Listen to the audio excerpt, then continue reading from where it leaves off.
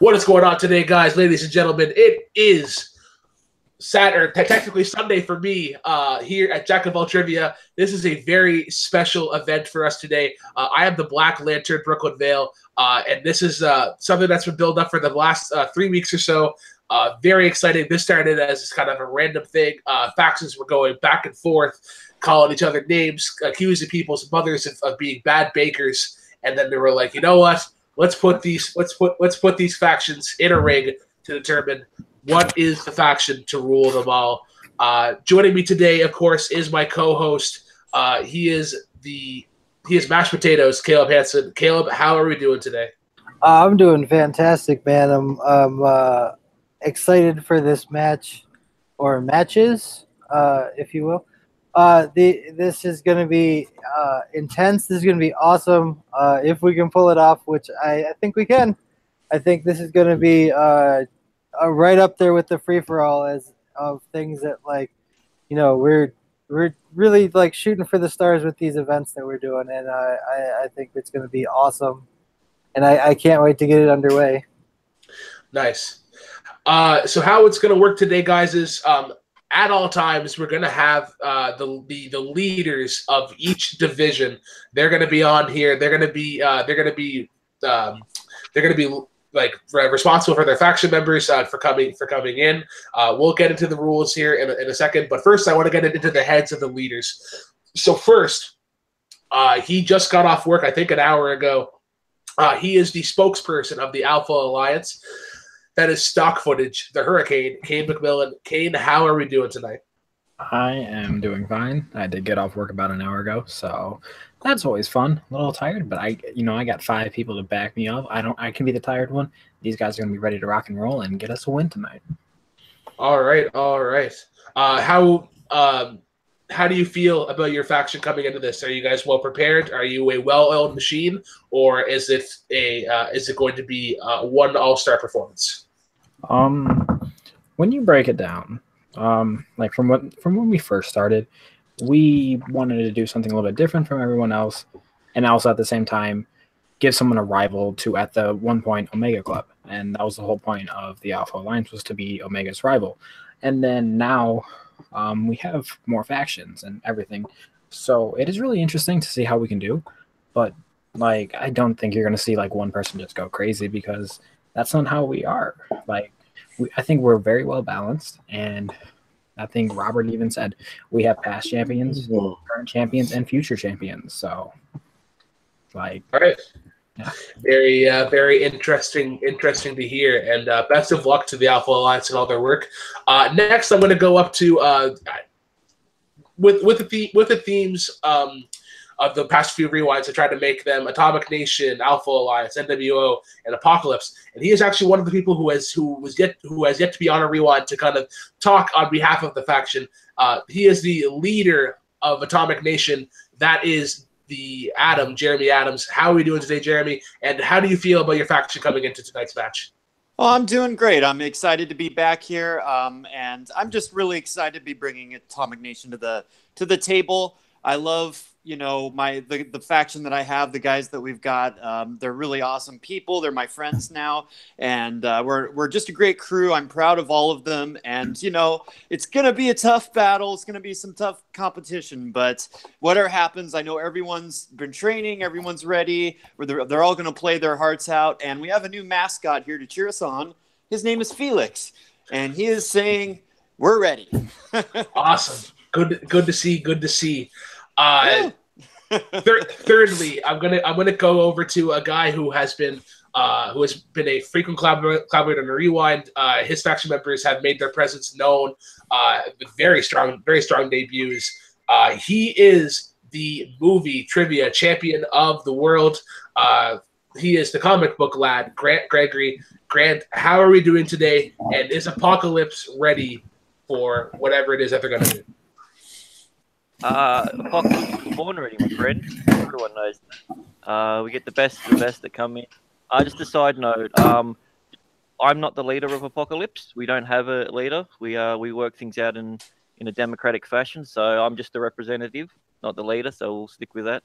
But yeah, I'm quite happy with this. I think this is going to be a very fun, exciting, and most likely stressful event. So, and I'm looking forward to every minute of it. All right. Well, best of luck to you. And last but certainly not least, you would have heard him on the rewind with the Queen Nicole talking how they are going to sweep the board, how they are going to reign supreme. He is the villain. He is the big booty daddy. He is one of the founders of Jack of All Trivia. That is the villain, Haven Pendergast. Haven, how are we feeling tonight? And how do you feel about NWO coming into the Game of Factions? Oh man, I feel glorious, man. This is what we've been waiting for.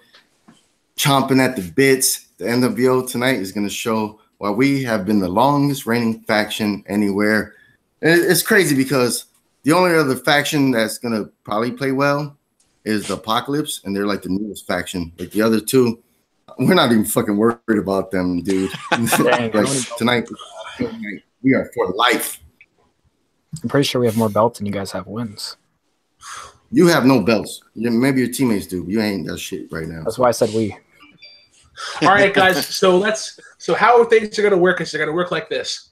We have our divisions broken down into rounds. So if you watch the rewind that went up a couple hours ago, you would have saw that the order that we are going in today is, first off, we're going into movies. Then second will be TV. Third will be Inner Geekdom. Fourth will be our jukebox division. And last but certainly not least, wrestling will be our final division. How it's going to work is a member from each faction is going to represent said division. They will be given 10 questions. How it's going to work is after those 10 questions, the person with the most points in that round will get 3 points towards their faction in the overall standings. The person in second will get 2 points. The person in third will get 1, and last will get none towards their faction. We will do this with all 5 rounds, and whoever has the most points will be the winner of Game of Factions. And there is a prize on the line here, and I don't think it's been formally announced yet, but I will announce it at the end of it. But our leaders do know about this, and they are prepared somewhat. So, without further ado, let us bring in our movie competitors, gentlemen. Jeremy, since you're the person closest to me on my Hangout screen, I'll go to you first. Mm-hmm. What competitor are you introducing, and why did you pick him or her?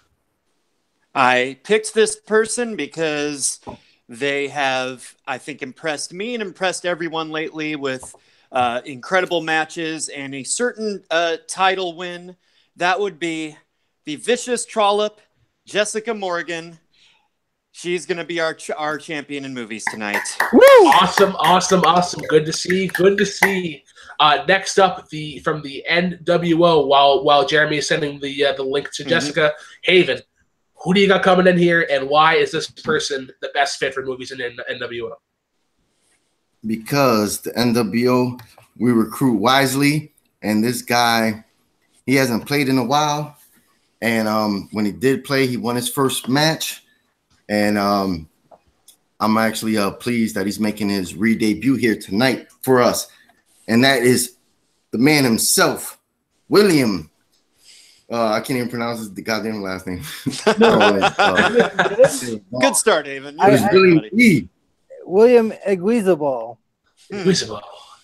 Speak of the devil, and he shall appear. There he is. Oh, your mic is muted, for life.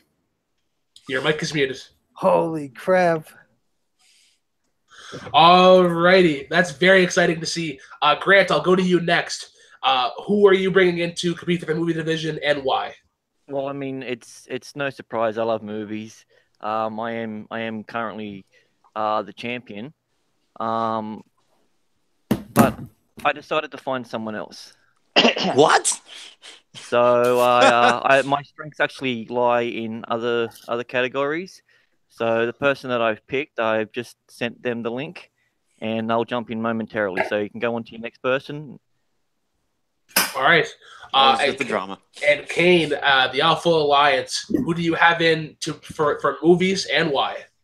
I have a competitor who I think is by far. Oh, crap. Oh, no. Paul, you bastard. I asked you earlier, and you're like, no, what are you talking about?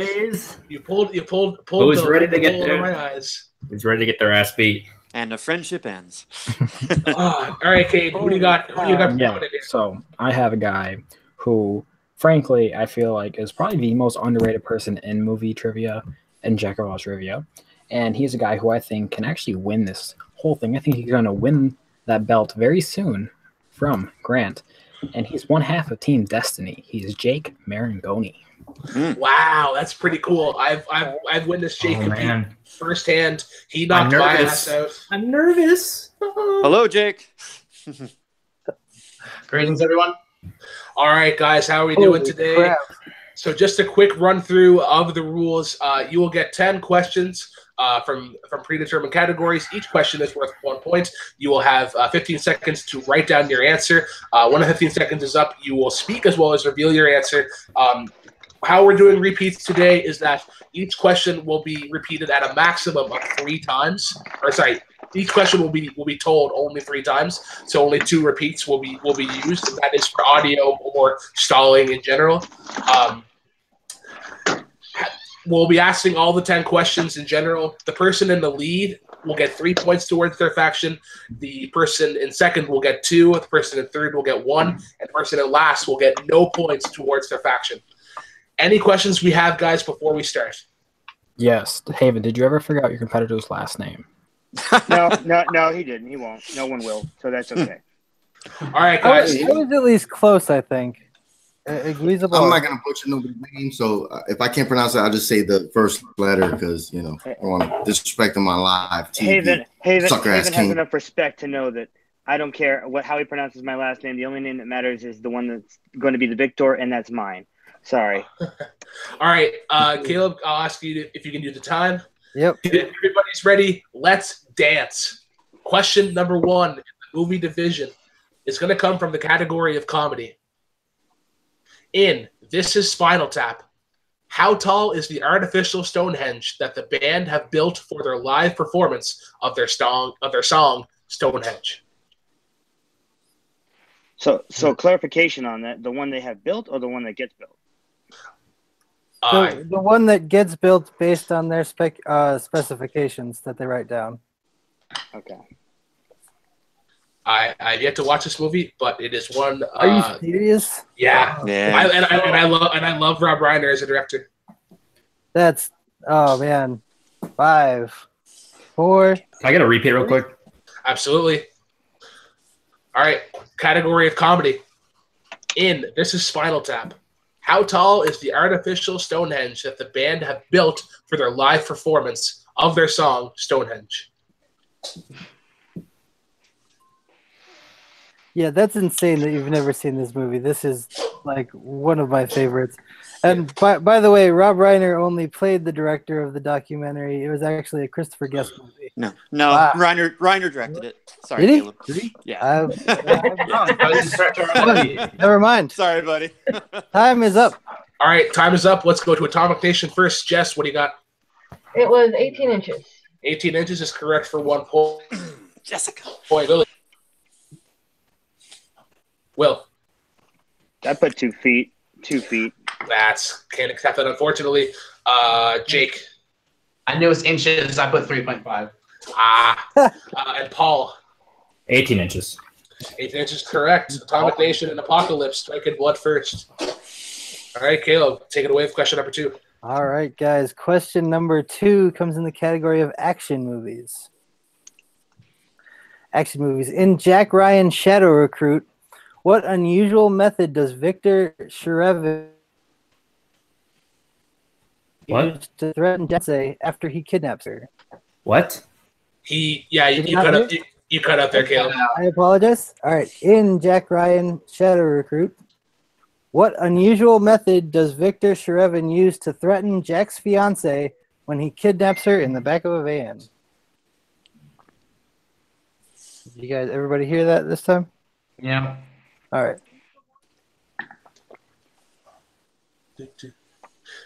Arguably the worst of the Jack Ryan movies. You ever been kidnapped before, Caleb? Or? Repeat that. Okay. One last repeat. In Jack Ryan Shadow Recruit, what unusual method does Victor Shrevin use to threaten Jack's fiance when he kidnaps her in the back of a van?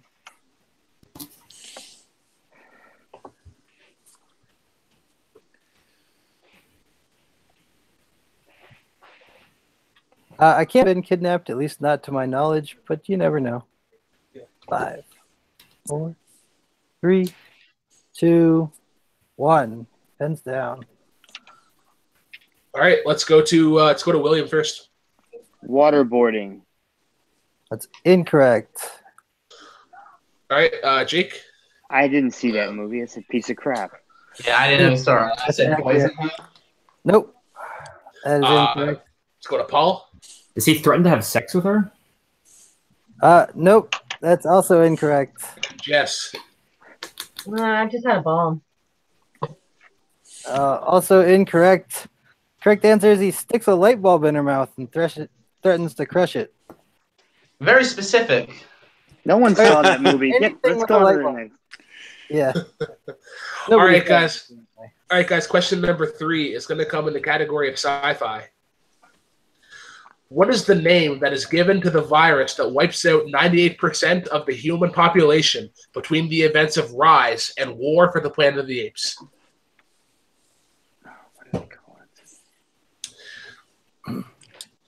Love this trilogy. I think it is one of the best of like the modern decade.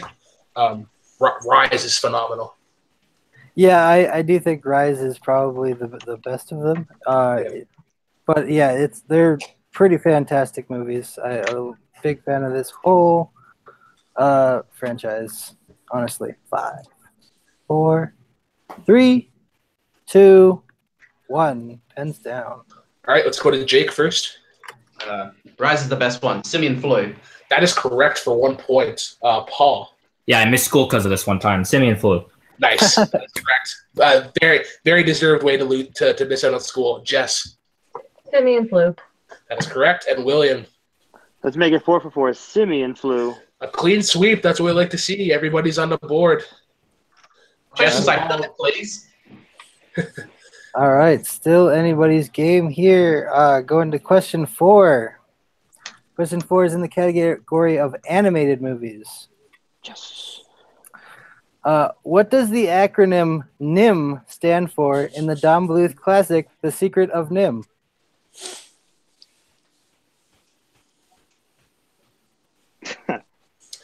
I remember reading the book as a kid, and I kind of remember watching the movie. I know I did, but I couldn't give you specific plot points. The Stuff of Nightmares is this movie. Yep. 5. Repeat. Okay. What does the acronym NIMH stand for in the Don Bluth classic, The Secret of NIM? NIH. NIM. That's how it's spelled. NIMH. NIH. Yep. Okay. Will, I'm not sure what's going on, but your camera is off. If you could just turn it on. Yeah, I can't. Hold on, I'm having some issues here. There, My Wi-Fi's going in and out. 5, 4, 3. Can I get one more repeat? All right, the final repeat of this question. What does the acronym NIMH stand for in the Don Bluth classic, The Secret of NIM? I guess to clarify for the viewers at home, that first letter is N as in Nancy, and then M as in Mary. That is the third letter. Yep, that's accurate. Yep. 5, 4, 3, 2, and 1. Pens down. All right, let's go to Paul first. National Institute of Mental Health.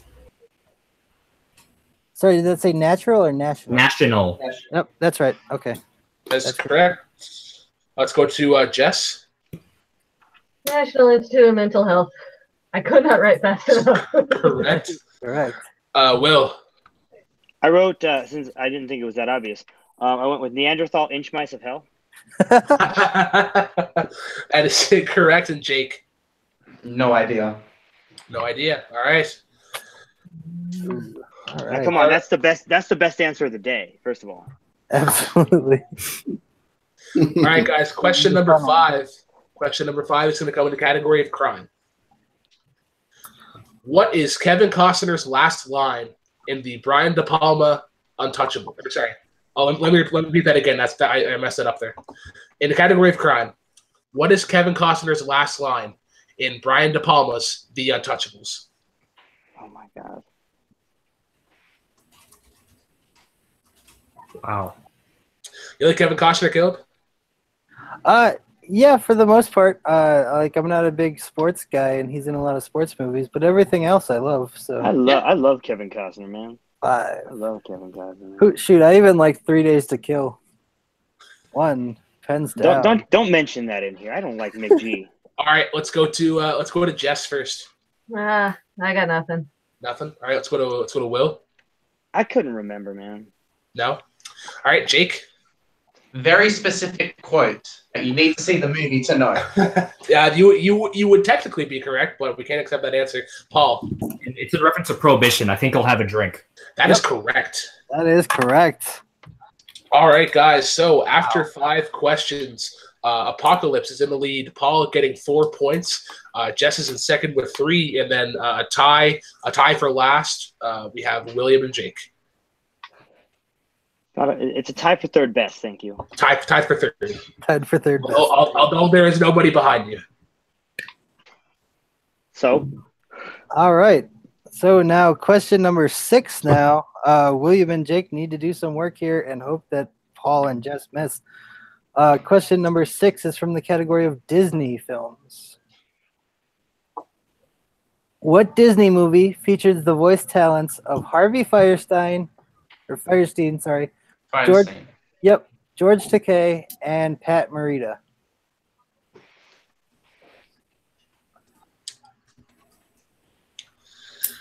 Disney, one of the strengths of one of our leaders. I'm sure he knew the answer as soon as he said the first actor.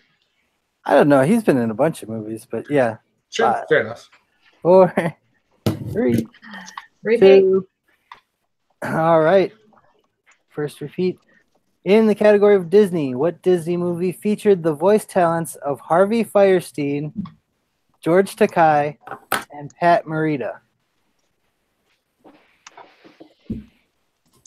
Some big names there. A lot of big names. I think one of them was in Star Trek. I've never watched any of those movies, so I couldn't tell you. Yeah, Harvey Firestein. He's the star of Star Trek. Oh yeah, he was Captain Kirk. Yes. 5, 4, 3, 2, 1. Pens down. I actually want to see a version of Star Trek with Harvey Firestein as. All right, let's go to Will. Yeah, I didn't want to go with the extremely easy racial connotations of Mulan, so I went with Meet the Robinsons. That is incorrect, unfortunately. Let's go to Jake. I know. Fox and the Hound? That is incorrect. Paul? Mysterious as the dark side of the moon. That is correct. Correct.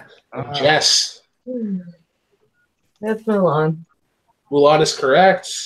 Jess being able to stay within 1 point of Paul. I wrote Mulan and then I erased it. I'm not going to lie to you. That sucks. All right, guys. Question number 7 is going to come in the category of classics. Here we go. What actor from The Odd Couple played juror number 5 in the 1957 courtroom drama 12 Angry Men? That one I know. Give me the classics all day, man. Sweet. Good stuff. NWO, I guess, are going to be classic experts. Something I didn't really expect. You said juror number. You said juror number 5, right? Yes, juror number 5. Yeah. 4, 3, 2, 1. Pens down. No repeats. All right, let's go to Jake first. The only guy I know in the film was Henry Fonda. That is incorrect. We'll go to Paul. I had Jack Warden erase it. Jack Klugman.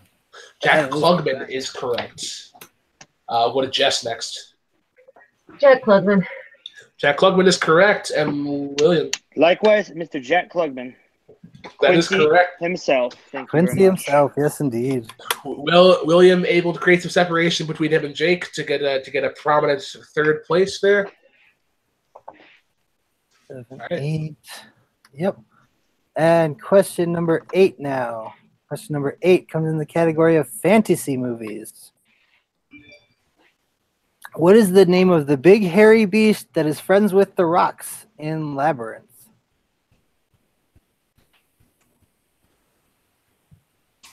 You speaking of labyrinths, you like mazes at all, Caleb? Have you ever been like a corn maze? I I've been. I can't say like I'm super impressed with them. I don't really like mazes. Yeah. Like other. Repeat, please, Sure. repeat. All right. What is the name of the big hairy beast that is friends with the rocks in Labyrinth? David Bowie classic. Yes. No. That's not a David Bowie classic. That's a codpiece classic. That's very true. The use of cod pieces there is only exceeded by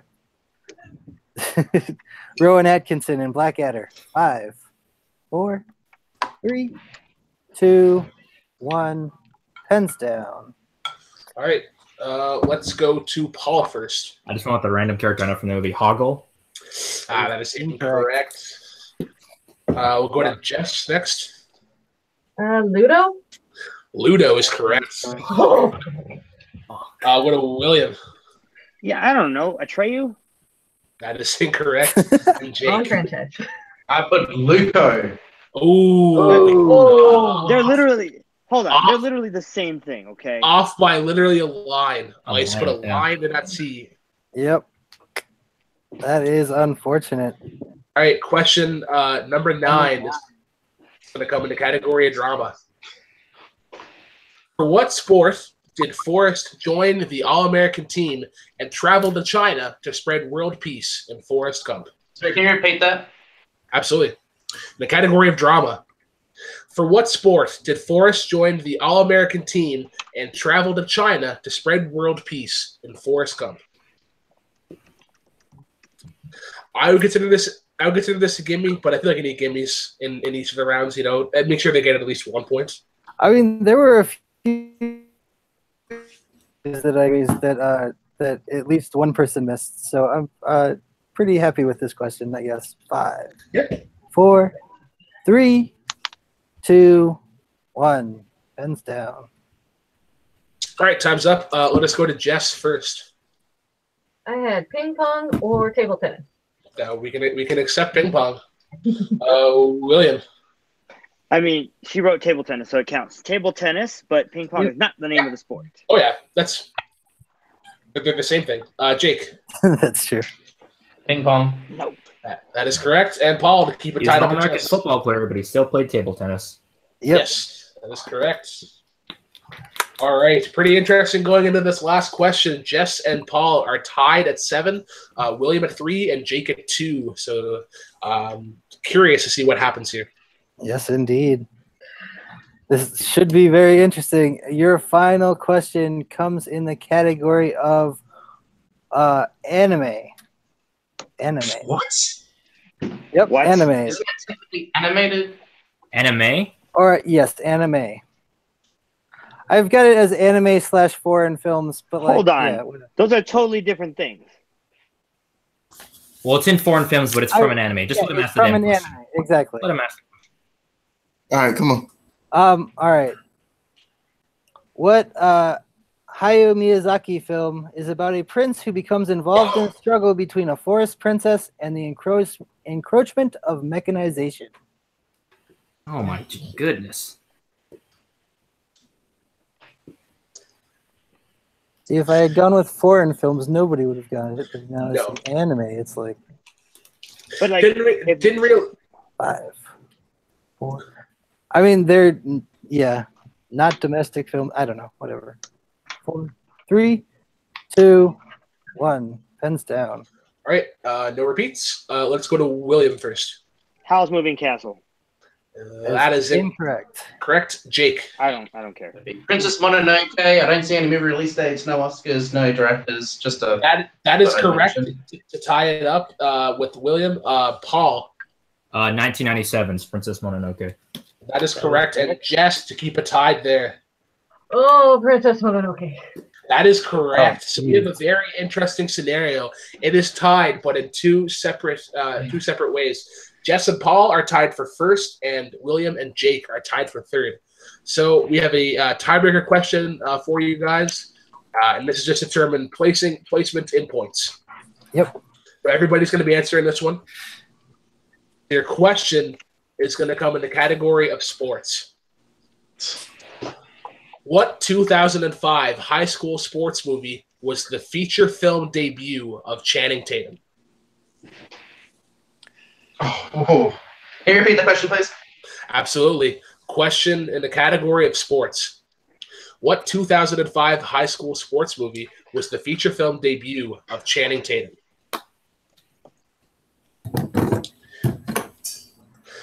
Very tense in the first round here. We're already going into the tiebreakers. Yes, indeed. Didn't see this coming, but then again, I did not expect 2 of the 4 people to be here. 5, 4, 3, 2, 1. Pens down. All right, time is up. Let us go to Jake first. Based on a Shakespeare play, She's the Man. That is incorrect. Paul. He plays Jason Lyle and Coach Carter. That is correct. Jess, to tie it up. It's Coach Carter. That is correct. And William, to separate yourself from Jake. I also put She's the Man. We are still tied up. Wow. When did She's the Man come out? 2006. 2006. Ah. I have no idea. All right. Caleb, you want to take the next question? Yep, you got it. I'm just pulling up some more just in case. Perfect. All right. Your next tiebreaker comes from the category of rom-coms. Yes! Who played the first ghostly girlfriend of Matthew McConaughey in the 2009 rom-com The Ghosts of Girlfriends Past? This is for everyone? Yep. It's for everyone. I mean, it's still to break the tie. Yeah. I mean, it was funny because this is originally going to be 12 questions and then we dropped back down to 10, but I guess we got to use the 12. Back up to 12, yep. Can you repeat that, please? Who played Matthew McConaughey in the 2009 rom-com The Ghost of Girlfriends Past? You said the first ghostly girlfriend? Yep, the first one. And we're going 5, 4, 3, 2, 1. Pens down. All right. Let's go to William first. Emma Stone. Emma Stone is correct. Jake. Emma Stone. That is correct. We're still tied there, so we do another question. Jess. I had Jennifer Garner. All right. And Paul to get first. City of Stars. Emma Stone is correct. So with that, guys, Paul will win or will get first place in the movie division. So he gets 3 points for the Apokolips faction. Jess is second for Atomic Nation, so she will get 2 points. But we still need a tiebreaker to determine who gets 1 point out of NWO and Alpha Alliance. So, Caleb, you said you have some questions there, so fire away. All right, just because this is the first one I could find, we're going in the category of sci-fi again. Maybe release dates or Oscars. It's more than just genre categories. You had the wrong date for her. She's the man. Calm down. But yeah. All right, your category in sci-fi. In Terminator 2 Judgment Day, what does Sarah Connor carve into the picnic table before she leaves to murder Miles Dyson?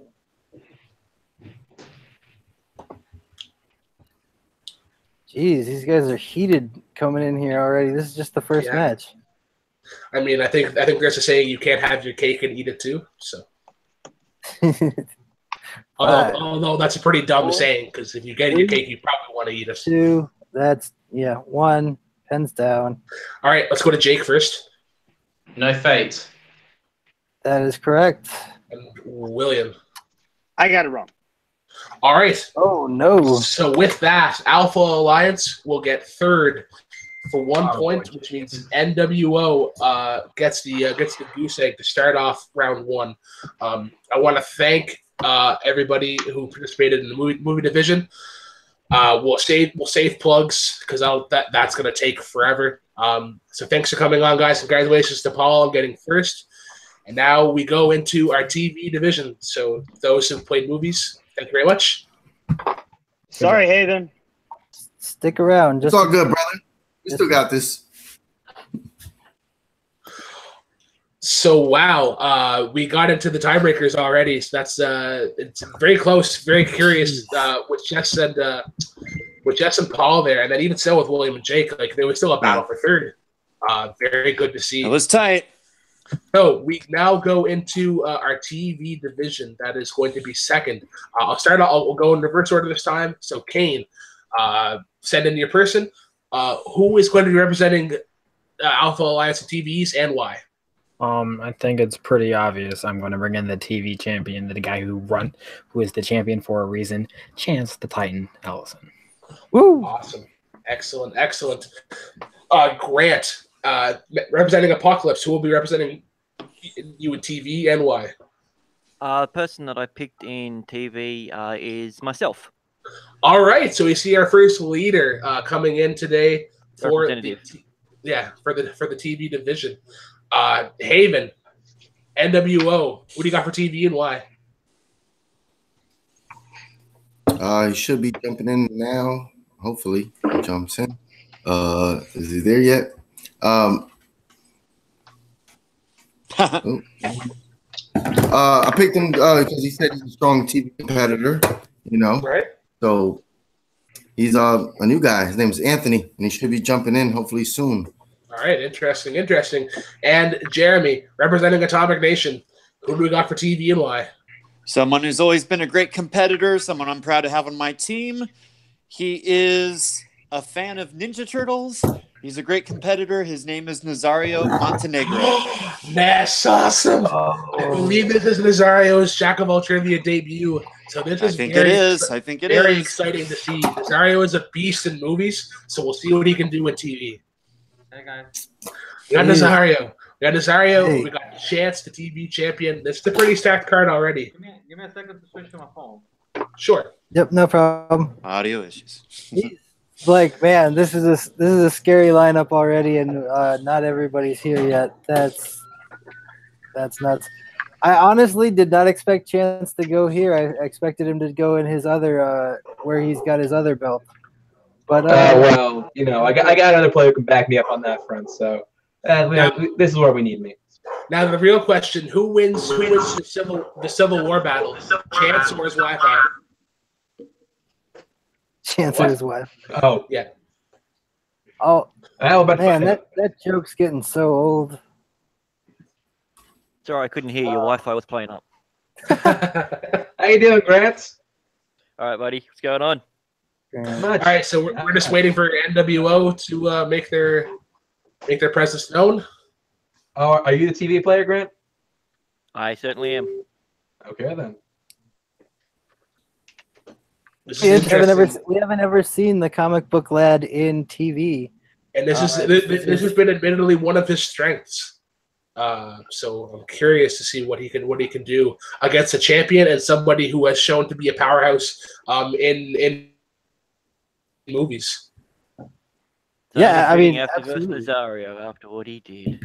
Before I ask, admin team, did you guys get my 50 I slided you guys for all phase and firm questions? So in Canadian, that actually results to about $1.25. So that is not true. That is not. I went to Tim's and I got a donut. So thanks for the donuts. $50 is not like $1. Trust me. It's not $1 I get way more money. No, $50 the loony, so I guess it could be. $50 American is about, I think it's like $70, isn't it? No, it's like 57 to 58. So he gave you more. Yeah, he gave me up your money. Just think of the Timbits that I was able to buy with all that American money. Did you get a good donut at least? I got sour cream glaze, the best donut there is. Ooh, I might debate you on that one later. We need to start donut fights on this channel. Fights. What is the best glazed donut and why? Definitely classic glazed. Yeah. It's Krispy Kreme. Oh, Krispy Kreme. Okay, Nazario and our team on donut fights. All right. You heard it here first. Donut fights will be making its debut on Jack of all Trivia on Earth 3. This is also an Earth where Jeremy is the wrestling champion. What am I the champion of on Earth 3?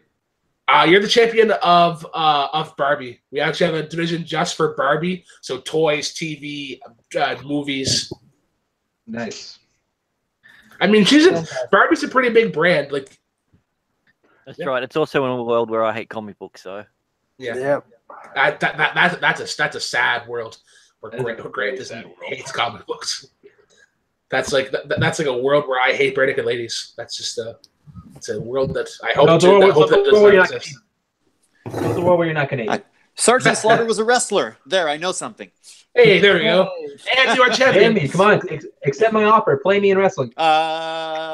Is it all G.I. Joe related wrestling questions? Then no. It can be. Haven, do we have an update? Do we have an update on your NWO guy?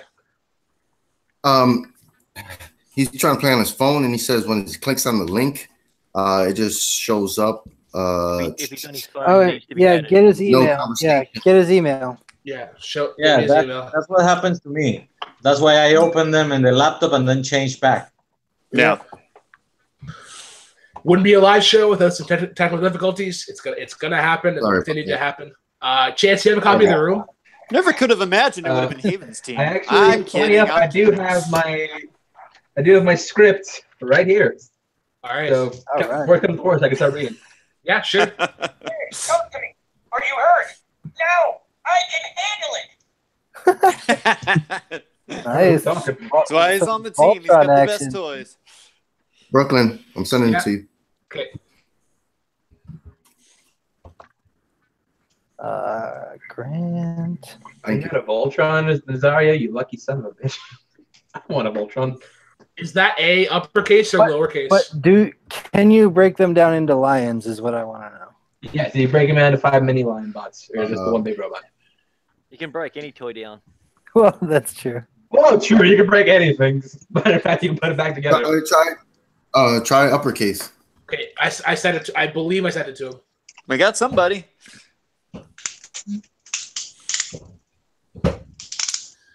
Let's see what's going on in the chat So here. for all two guys, which one is better? This guy or this guy?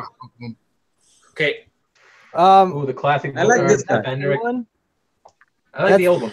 Right, that you got. Wow, we got a stacked chat here. We I got think the old one is better, honestly. Oh, so he's in the chat.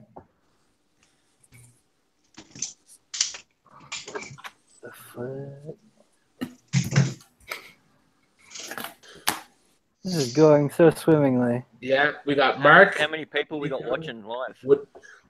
Watching live, we have 25. Oh, that's awesome. Very nice. That's very awesome. TM Apologies Smith. to all of you. Yeah, TM Smith is in there.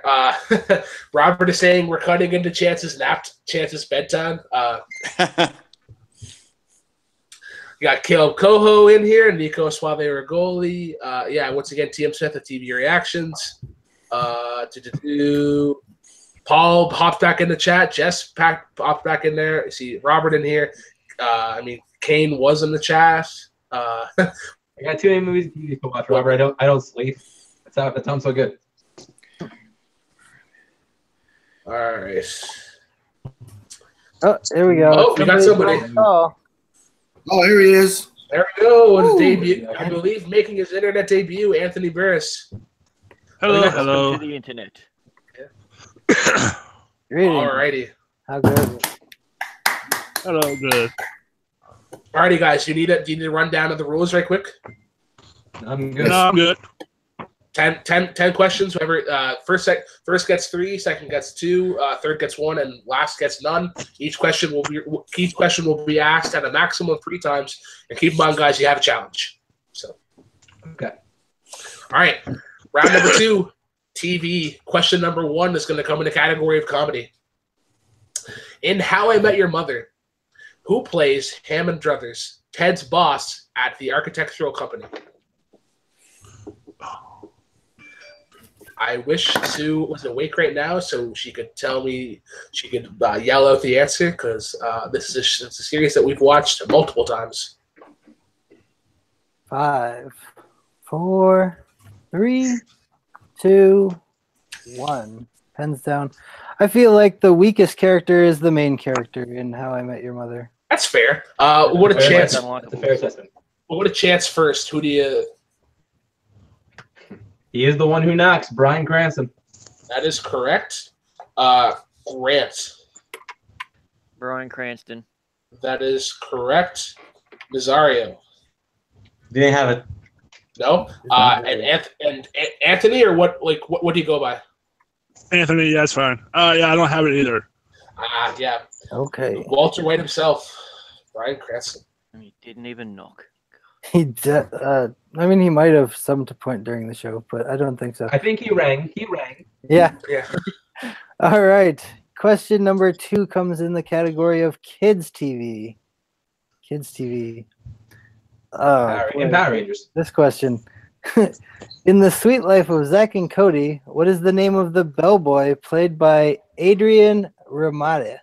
Adrian Armante, I believe. Armonte. Okay.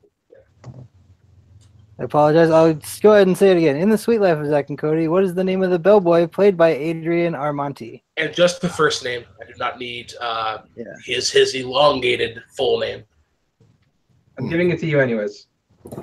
Huh. The TV champion getting cocky, putting the full name. Sounding very confident there. 5.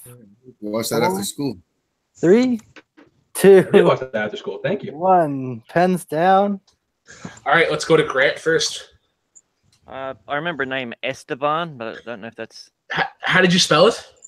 Oh, Estaban, Esteban. Yeah, Esteban. Okay, yeah, that's correct. Sorry, I thought you said Esteban with a V. No, with a B. Sorry, I'll get it closer. Yeah, the B is correct. Yep. All right, Nazario. Nazario. Nah, I said Rick. I didn't see the show. Anthony. Yeah, I don't have it either. No. Chance.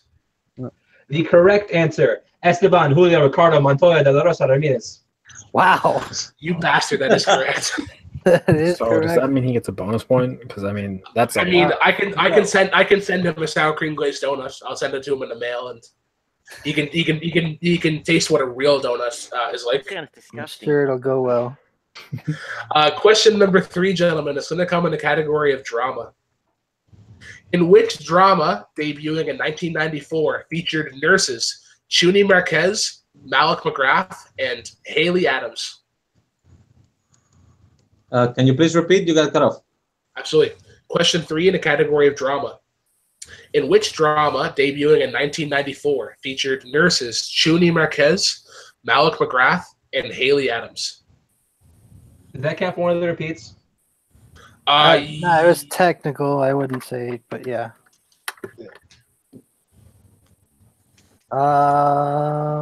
Sure. Why not? 5, 4. Repeat the question. 3. All right, that's the last one. No, yeah, whatever. Question 3 in the category of drama. In which drama, debuting in 1994, featured nurses Chuni Marquez, Malik McGrath, and Haley Adams? I was 1 year old when the show debuted. Oh man, that's crazy. That is very crazy. I watch this all the time with my mom. 5, 4, 3, 2, 1. Pens down. All right, let's go to Nazario. You said ER? ER is correct. Anthony. ER. Yeah, that is correct. Yep, that's correct. Chance. Edit. ER. Yep. That is correct. And Grant for the clean sweep. Almost went with Chicago Hope, but I couldn't remember anything else. ER is correct. I'm guessing that's the gimme. We'll see. That's the deep cut. Yeah, that's the very deep cut. Yeah. That's the deep cut. All right. Question number 4 comes in the category of animated TV. Animated. In Family Guy, there have been 8 Road 2 episodes where Brian and Stewie go on a road trip. Name 4 of them. 4 of them? Wow. Okay. Christ. Do we get time on this one? Yeah, you'll get a lot more time on this one. When I wrote this question, I knew all of them except for one. When I double checked this, there was one that I missed. Can you repeat, please? Okay. Yeah, I repeat. In Family Guy, there have been 8 Road to Stewie go on. Name 4 of them. I can't. I didn't get any of that. Yeah, Alright. yeah, you did cut out there. Jeez. All right. In Family Guy, there have been 8 Road to episodes where Brian and Stewie go on a road trip. Name 4 of them.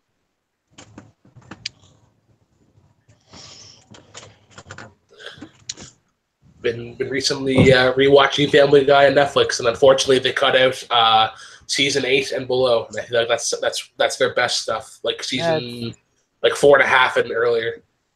Yeah, that's kind of upsetting. Yeah. Those early seasons are probably my favorite. Like I kind of dropped off, honestly, in the later. 5. You said name 2 or 4. 3, 4, 2, 1. Pens down. Pens down, guys. All right, let's go to Anthony first. All right, I had Iraq, Paris, and St. Louis. That is incorrect, unfortunately. Let's go to Nazario. Okay, I got France, Spain, Brazil, and Italy. Those are all incorrect, unfortunately. Grant. Sorry, I must have misheard the question. I had to name the episodes. Yep, that's. Yeah. Yep, that was the question. Got Wild West Canyons, Gulf Dreams, Remember the Lone Star, and Shining Sea. I remember those were some of the names on the back of the DVD. But so. Oh okay, shit. What's going on? Keep those. Fuck. It's all right. I misunderstood the question. Chance, let's see. I want to hear your answers. Okay, I have Multiverse, North Pole, Rupert, Germany. I can't think of any of the 4. I know Europe is one. That is correct. Yeah. The answers that I have are Road to Rhode Island, Road to Europe, Road to Rupert, Road to Germany, Road to the Multiverse, Road to Vegas, Road to the North Pole, and Road to India. Okay, yep, now I understand what I've done. I thought you meant when I go. So what? That was like a 5-point question or what? Right? Jesus. Nope, that was just the same old regular 1 point. They had to name 4, right? Yeah. Right? 4. Yeah. Yeah. See what I'm doing? Right. Oh. I mean, they can't all be. knew it. Good on you. They can't all be gimmies. This is true. Jesus. All right. Question number 5 now.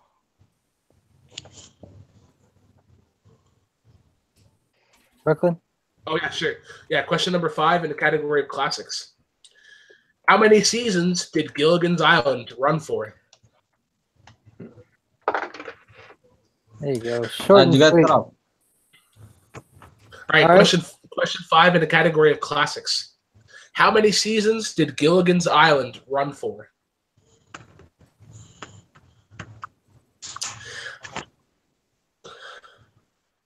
Does the movie count as a season? I mean, just stop and think about what you just said there. 4, 3, 2, 1. Pens down. All right, time is up. Let's go to Chance first. 3 years. They still couldn't get off that goddamn island. 3 is correct. Grant. I also had 3. Oh, wait, 3. Yeah, 3 is correct. Yep. Nazario. I got 4. And Anthony. I have 3 as well. 3 is correct. That's awesome. Good to see you. Good to see you. So we do have some separation after 5 questions. Chance going perfect, 5 for 5. Grant just behind him with 4. Anthony is in Anthony is in third with 2, and Nazario unfortunately only able to get 1. All right. So Nazario needs to do some work here coming into the second half. And question number 6 is in the category of famous actors. Oh, wait. No, this would be drama, I think. Famous dramas. Famous dramas.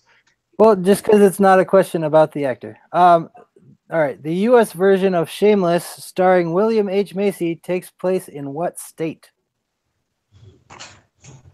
Yeah, when I was writing this question, it's so hard to classify Shameless as a thing because it's a mix between a drama and a comedy. Yeah, it's like a dramedy Dark TV comedy. show. Yeah, Yeah. dark Wait, comedy. I'm It's sorry. anything. Wait, can you repeat that real quick? Yep. What in the U.S. version of Shameless, starring William H. Macy, takes place in what state? Okay, I misunderstood. What United States state? What state? Do you feel like Grant and Nazario might have a bit of a disadvantage here? I mean, I feel the same. I feel the same when I have that disadvantage. I am preaching for more Canadian geography questions. Repeat. 3. Okay, that's repeat number 2. In the category of dramedies, I guess the U.S. version of Shameless, starring William H. Macy, takes place in what U.S. state? Actors and actresses, where Shameless take place? What? Yeah, that's why I changed it.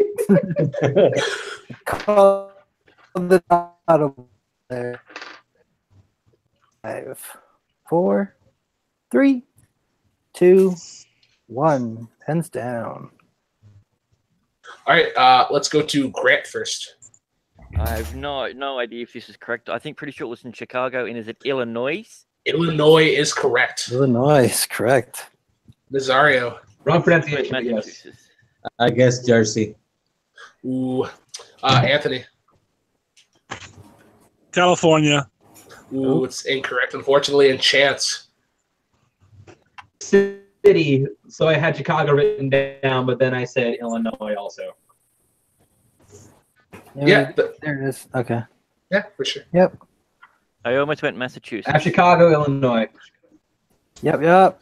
It's not a bad guess. Not a bad guess. Repping the hometown. All right, guys. Question number 7 comes in the category of reality. This is reality TV. Oh, balls. Who was the host of the UK version of the improv comedy show Whose Line Is It Anyway? Oof. UK. Where it originated from. Oh, that is.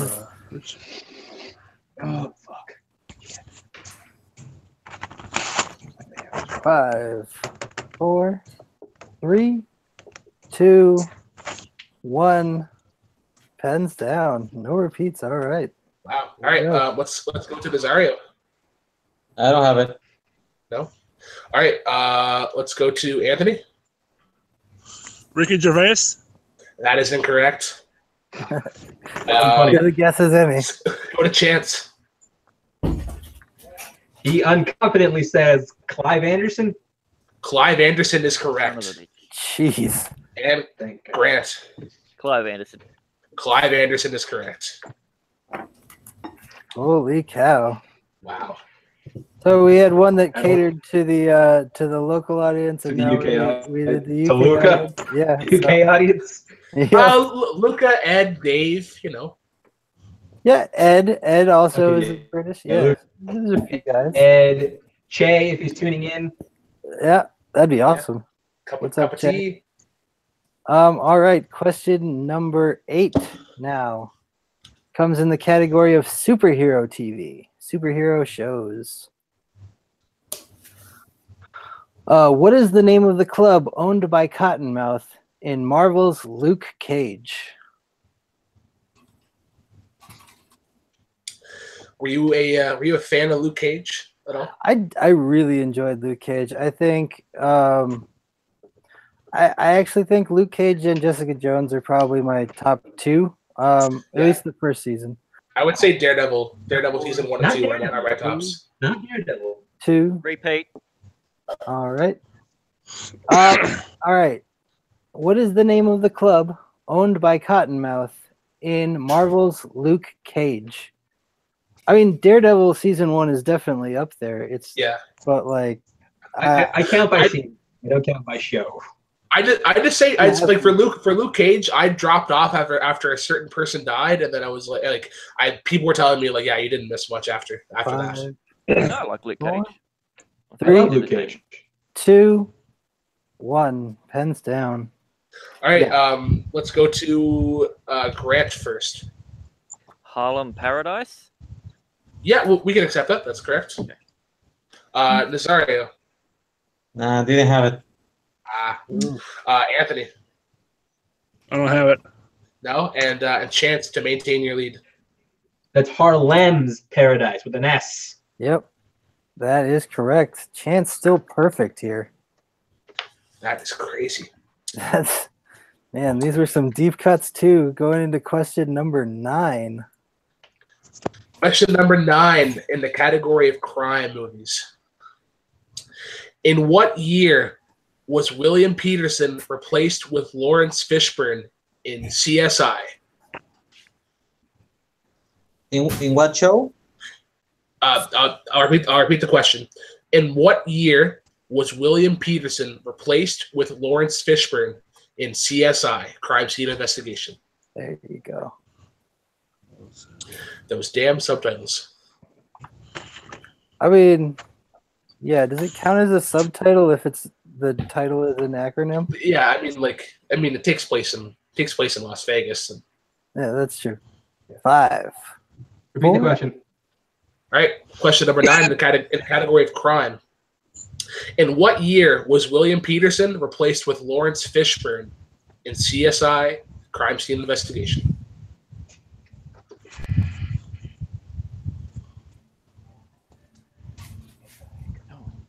Don't really have much to say about CSI. I never watched it. I was more of a Miami guy. Yeah. 5. It's a show. 4.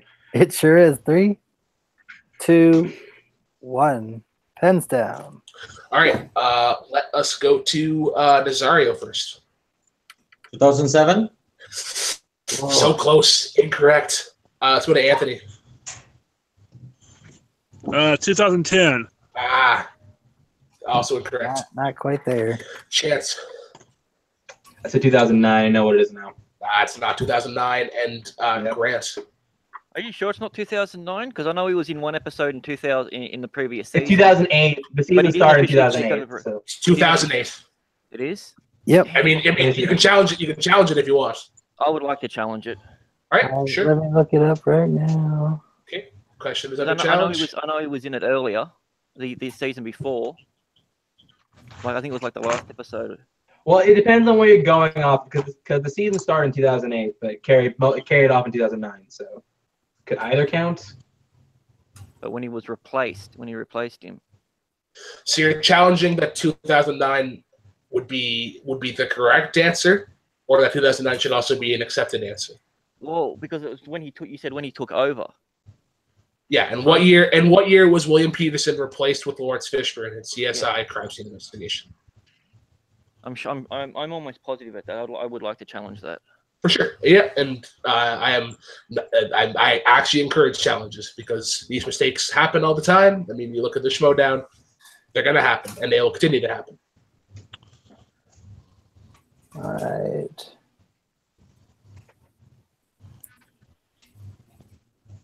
So just a bit of a score update. Chance maintaining his lead with 8 points. Grant with 7. Anthony in a third place with 2, and then Nazario just behind with 1 point. So I've got him here from 2000 to 2009 is what I'm seeing here. But I'm looking for when he was replaced specifically.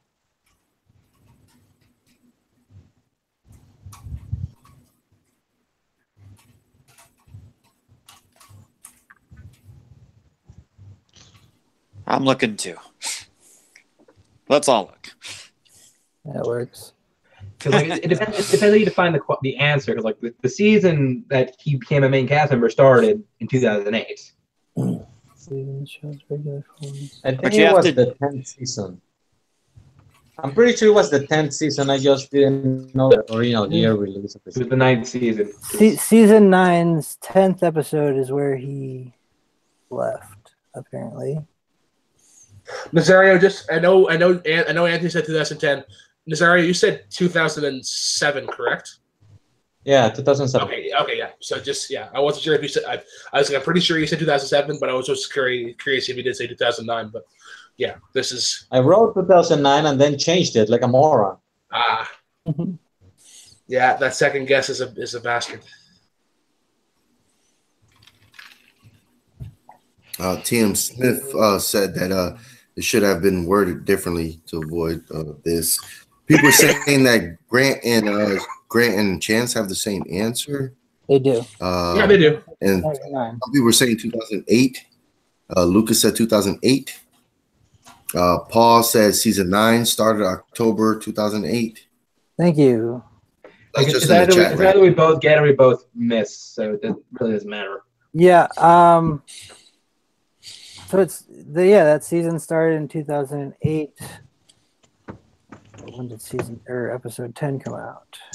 Would have been a weekly. Yeah, I have it as 2009 because in January of 2009, if you go to like episode 9, it was still William Peterson was still the lead. Okay, so I will, Caleb. I mean, unless there's substantial evidence to keep the answer, 2009 is the correct answer. I mean, he may have had an right episode earlier, but he didn't replace him until Peterson was no longer main cast. That episode 10 was January 15th, 2009. Mm-hmm. So they're correct. They both Okay, got it. so that is correct. All right, challenge has succeeded. Dang it! Okay.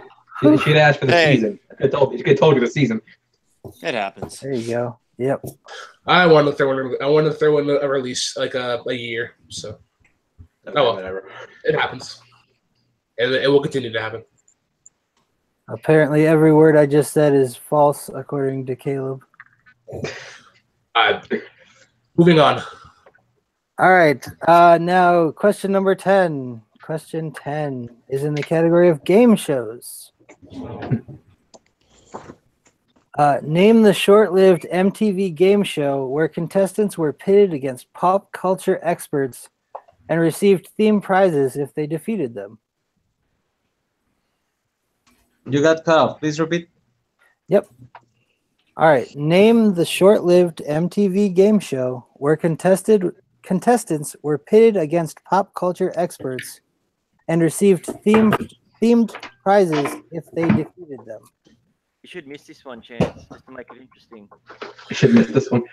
We did not want to.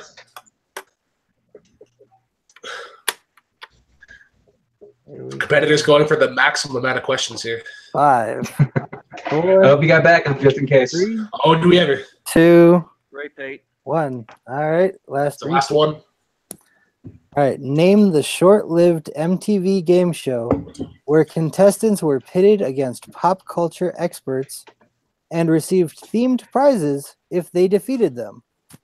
Define short-lived, like 3 seasons or less. It had 2 seasons. 2 seasons. I mean, I guess that's kind of a hint. I guess 5, lasted 2 seasons. 4, 3. I guess 2, 1. Pens down. But right, to be fair, I don't think Chance was born then. No. Anthony first. Anthony. Oh, remote control. That is incorrect. Unfortunately, Nazario to tie it up there. I don't have it. No. Grant. Well, we never had MTV in Australia, so I just went MTV Pop Quiz Bonanza. That is incorrect. And Chance, did you get it for perfect round? I also said remote control. No, we were looking for Beat the Geeks. Yeah, that wasn't on MTV, guys. That was on Comedy Central. I think you might need to get a replace. I think you might need a replacement question question there. Another question? Yeah. Beat the Geeks, one of my top 5 favorite TV shows of all time. It's what got me into all this. You're right. I wanted to go on to Beat the Geeks. Yeah, we'll accept that because like we see Nandino challenge in the showdown. So yeah, sorry. If it wasn't one of my favorite shows, I wouldn't be so adamant. Okay, I say Comedy Central. Caleb, do you want to ask the last question in that column? Yep, you got it.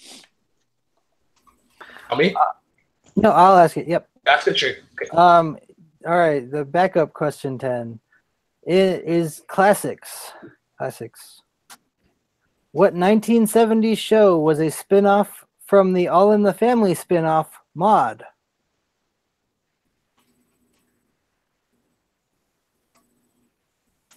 Bit of a tricky wordplay there, I guess, but There's a lot of spin-offs of All in the Family as we were researching this question. this is absolutely true. There's so many. 5, 4, 3. Read the question. 2. Read the question. Okay. And the repeat. In classics, what 1970s show was a spin-off of the All in the Family spin-off, Maude? That Archie Bunker, man. Apparently he I mean, you gotta think back then. You gotta think back then. Those were the days. They sure were. Yeah. All right. 5, 4, 3, 2, 1. Pens down. All right. Let's go to Grant first. Good Times. Good Times is correct. Chance to maintain your lead. Alpha Alliance, baby. Good Times. Good Times. Alpha Alliance is first, and now to determine our second, our third, and fourth place. Nazario. I didn't have it. I said Webster. And Anthony. Anthony. Good Times. Good Times. Got it. Correct. All right, guys. So with that, Alpha Alliance winning the TV division, they get 3 points to bring up their total score of 4. Apokolips getting second, but they maintain that their lead they got from movies to have 5. NWO getting on the board now. They have 2 points. And Atomic Nation, unfortunately, getting the goose egg there. So currently, Apokolips in the lead with 5, Alpha Alliance with 4, and NWO and Atomic Nation tied with 2. I want to thank all of our TV guys for coming in there.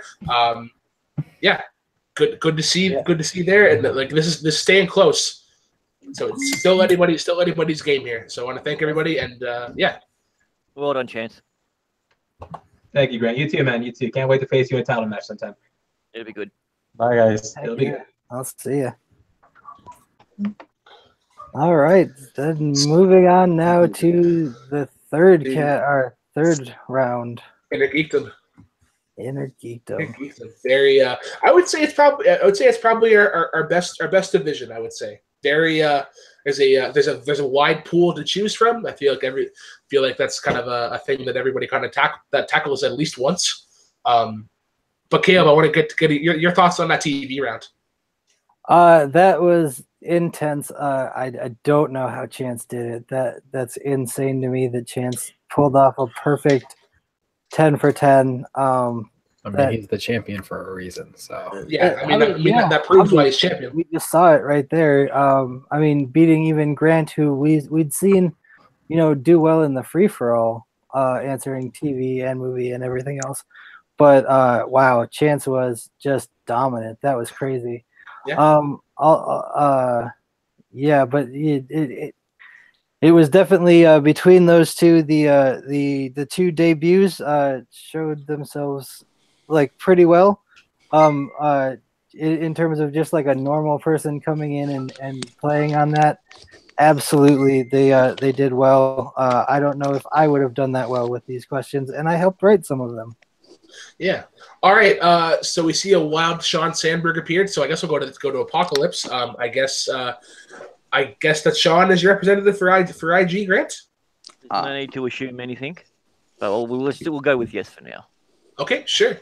All righty. So let's go then now to the NWO. Haven, who do you got for IG and why?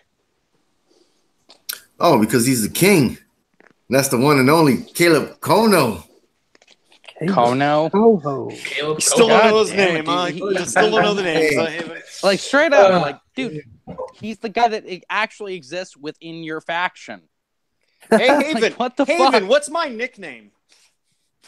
He's never once said it right. For 5 points and the win. Amum. He's the I'm Adams. Jeremy. I'm Jeremy Jeremy. the I can think. All right, I'm Jeremy the guys. Adams. of Guys. All right. Jeremy. All right. Who are you Okay, bringing I'm in just for IG and trying to why? stir up Back some on shit. track. Mr. All right. The Adams Adam. Okay. He is one of the greats in IG. He's one of the best question writers in IG. He is my friend. He is my partner. He is the lover of the 80s. This would be Sandy Sandman Robinson. The Sandman coming in and coming in with vengeance because I can just guess who Alpha Alliance is bringing in here. Kane, who are you bringing in? I mean you didn't bring in the IG champion, so I guess you gotta. I can just guess as to who you're bringing in. Yeah, I mean, you could take a guess, and it'll probably be right. I mean, the dude's called the Hobbit. Yep. Finally. And I just want to point out, wow, we're getting people in this call already. So. Oh no, there he is. Well, hello, we meet again now, Robert, don't we? Robert has suited up. I have suited up. It's a war zone here. Young children. And we got Sandy the Sandman. Oof. It's gonna be so fun beating all four of you. Trash talking already beginning. I mean, from Caleb, that's not surprising in the least. Gentlemen, any questions that we have before we get into the questions? Nope. Yeah, can we just send them all home and give me the win already? Let's do this. Caleb, you're 1 and 2. You can't talk. All right, guys. First question in IG is going to come in the category of the MCU, the Marvel Cinematic Universe. In what city is Bucky discovered in Captain America: Civil War?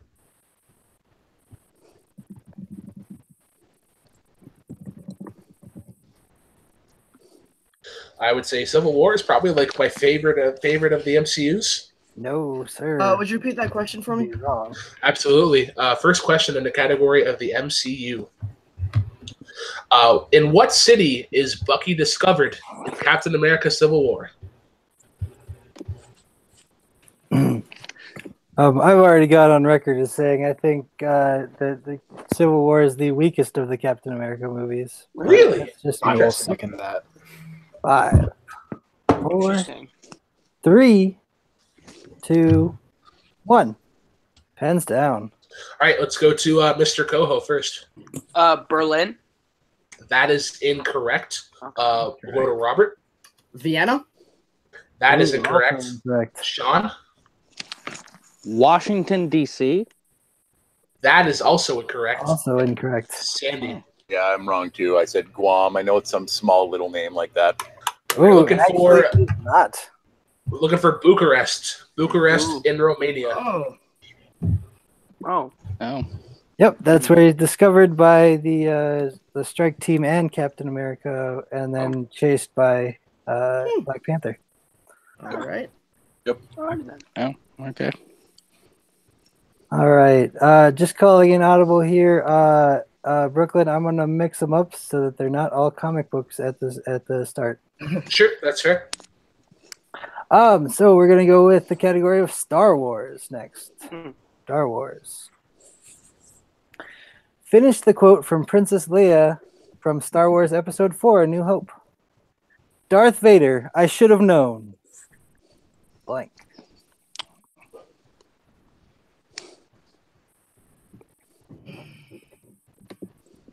Finally get to use this quote question because since we've done away with the written quote questions and done round 3, I haven't been able to use this one, so it's been chambered for a while.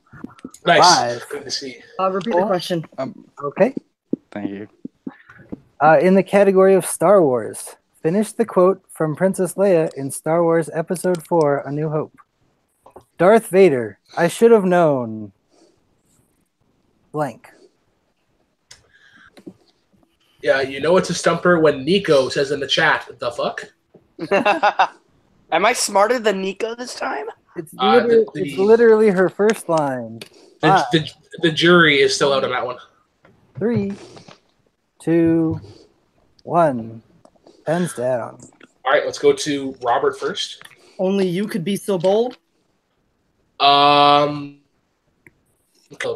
I think we can take it. He's literally 1 letter off. What did I mess up?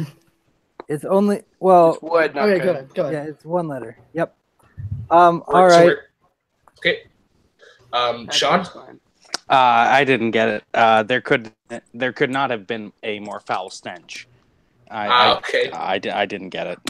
That was All right. the Grandma talking. Sandy? Yeah, same thing I got. It was I said it was I recognized your foul stench. And Caleb. Only you would be so bold. Would be. That's the correct answer. All right, that is So, correct. do we give that to Caleb? Or I mean, not to Robert then? I mean, could and would is very different. Just saying. Could implies I that he could, will- but would mean implies that he would do it. I will let you make the judge on that because you are the runner of that division. I would have given it to him unless somebody got it right, and Caleb got it perfectly right. So I think he doesn't get it. All right. Okay, that's fair. Nice try, though, Robert. Oh, wow. You bastard. Just All right. do the next one down from the one you read. Brooklyn. Sure. Yeah. All right. Question number 3 is going to come in the category of Marvel. These are films that are outside of the MCU. Okay, so the bad ones. Shut up. What TV drama actress played Ben Grimm's blind love interest, Alicia Masters, in the 2000s Fantastic Four films?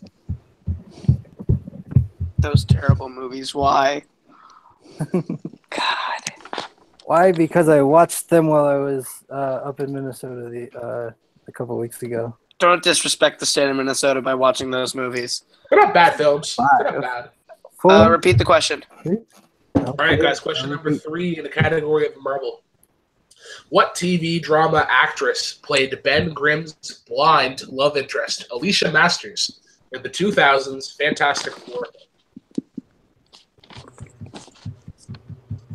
Very surprised to see Caleb in the lead after 2 questions. Yeah, absolutely. This, like with these level of players, seeing 3 of them with boot eggs is shocking. 5, 4, 3, 2, 1. All right, guys. Time is up. Let us go to Sean first. Kerry Washington. Kerry Washington is correct. So get on the board. Sandy. Kerry Washington. That is correct. Caleb. Kerry Washington. Oh my gosh. And Robert. Yeah, Kerry Washington. That is correct. Everybody's on the board. Clean sweep. Holy crap. All right. Going now to question number 4. I'm going to give you in the category of the Wizarding World. Ew. What sentence did the mixed up letters of Tom Riddle's full name form in the Chamber of Secrets in Harry Potter and the Chamber of Secrets?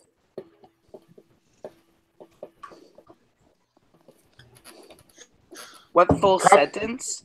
No. All right, I'll repeat it real quick. It's Okay. What sentence did the mixed up letters of Tom Riddle's full name form inside the Chamber of Secrets in Harry Potter and the Chamber of Secrets? This is probably the one Harry Potter film where I can pull most of like the plot knowledge. Probably the one that I would know the best. Yeah, the one you've watched the most, I guess. Yeah, I would say. 5. Can I get a repeat, please? 3. All right. Repeat.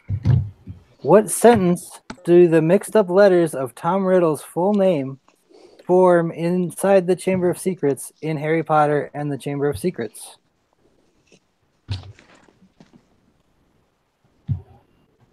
Here we go.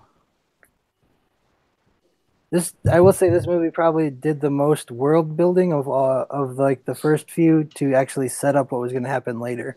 It is also the worst Harry Potter movie. 3. That's probably true. Also, 2, 1. Pens down. All right, let's go to Sandy first. I am Lord Voldemort. That is correct. All right, let's go to Mr. Coho. I am Voldemort. Wrong. Nope, that is incorrect. Robert. I am Lord Voldemort. So much for that lead, Caleb. Ha! Ha! And Sean. Hilarious. We're tied. Cool it. Tom Marvolo Riddle. I am Lord Voldemort. That is correct. That You is- even got the full name, too. And with that, Caleb's Can lead. I challenge that? Because he wrote Tom Marvolo Riddle. I am Lord Voldemort. It's just I am Lord Voldemort. Well, I mean, the you letters asked appear- what you asked. Just what for it the phrased. sentence. That's true. I mean, but Yeah, he also could versus would, and then that. Like, Yeah, if Robert's going to get screwed over a letter. All right. Are you challenging that then? Yeah. I guess we've got. If you look to on his paper, it says Tom Marvolo Riddle. I am Lord Voldemort. Right. Okay. So, Brooklyn, what do you think? I mean, he wrote out the correct answer. He also wrote out Tom Marvolo Riddle, though. Sean, can I see your paper right quick, please?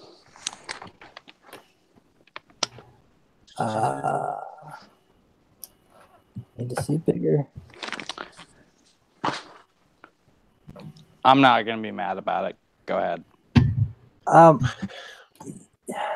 Jeez, like I think he's got it, but that's my opinion. So. I look at it in the same way. Just do it. I don't care. Okay, he's giving up the point. All right. Didn't he write all of it though? Yeah, he wrote the whole thing.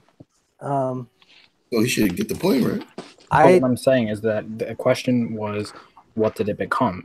Not what was it before and then what was it after. I don't think What it happens- matters. What's the same when someone says Right, name but he name wrote two the- name two or something or other, and someone writes down 3? Are you going to be able to challenge for that then? Because No, you because said it's name still 2, part of the someone answer. This is 2 separate things. It didn't become Tom Marvolo Riddle. Ken, it's fine, Ken. That's my reasoning why I want to give Sean a point is Yeah, you can because give it to there him. have been times It's all right. No, don't worry about it. It's fine. No, That's Well, fine. you're Don't you're even not fucking- incorrect. guys. Don't worry about it. We're giving him the point. I'm making the decision now. Yeah. He's got the point. The reason why I am leaning to why I lean towards a yes is because in the instance of where people are asked like name 2 of 4 something, people will say 3, and if one of them is incorrect, we still give them the point because they have 2 correct. So that is my reasoning behind it. If you have a problem with it, you can message me after the video. All right. All right, so let's go. 5 in the category. Question number 5. Question number 5. Oh, sorry. Go ahead. No, it's you. Yeah. Question number 5, guys, is going to come in the category of the DCEU. In Batman v Superman: Dawn of Justice, what flavor is the Jolly Rancher that Lex Luthor force feeds to Senator Barrows?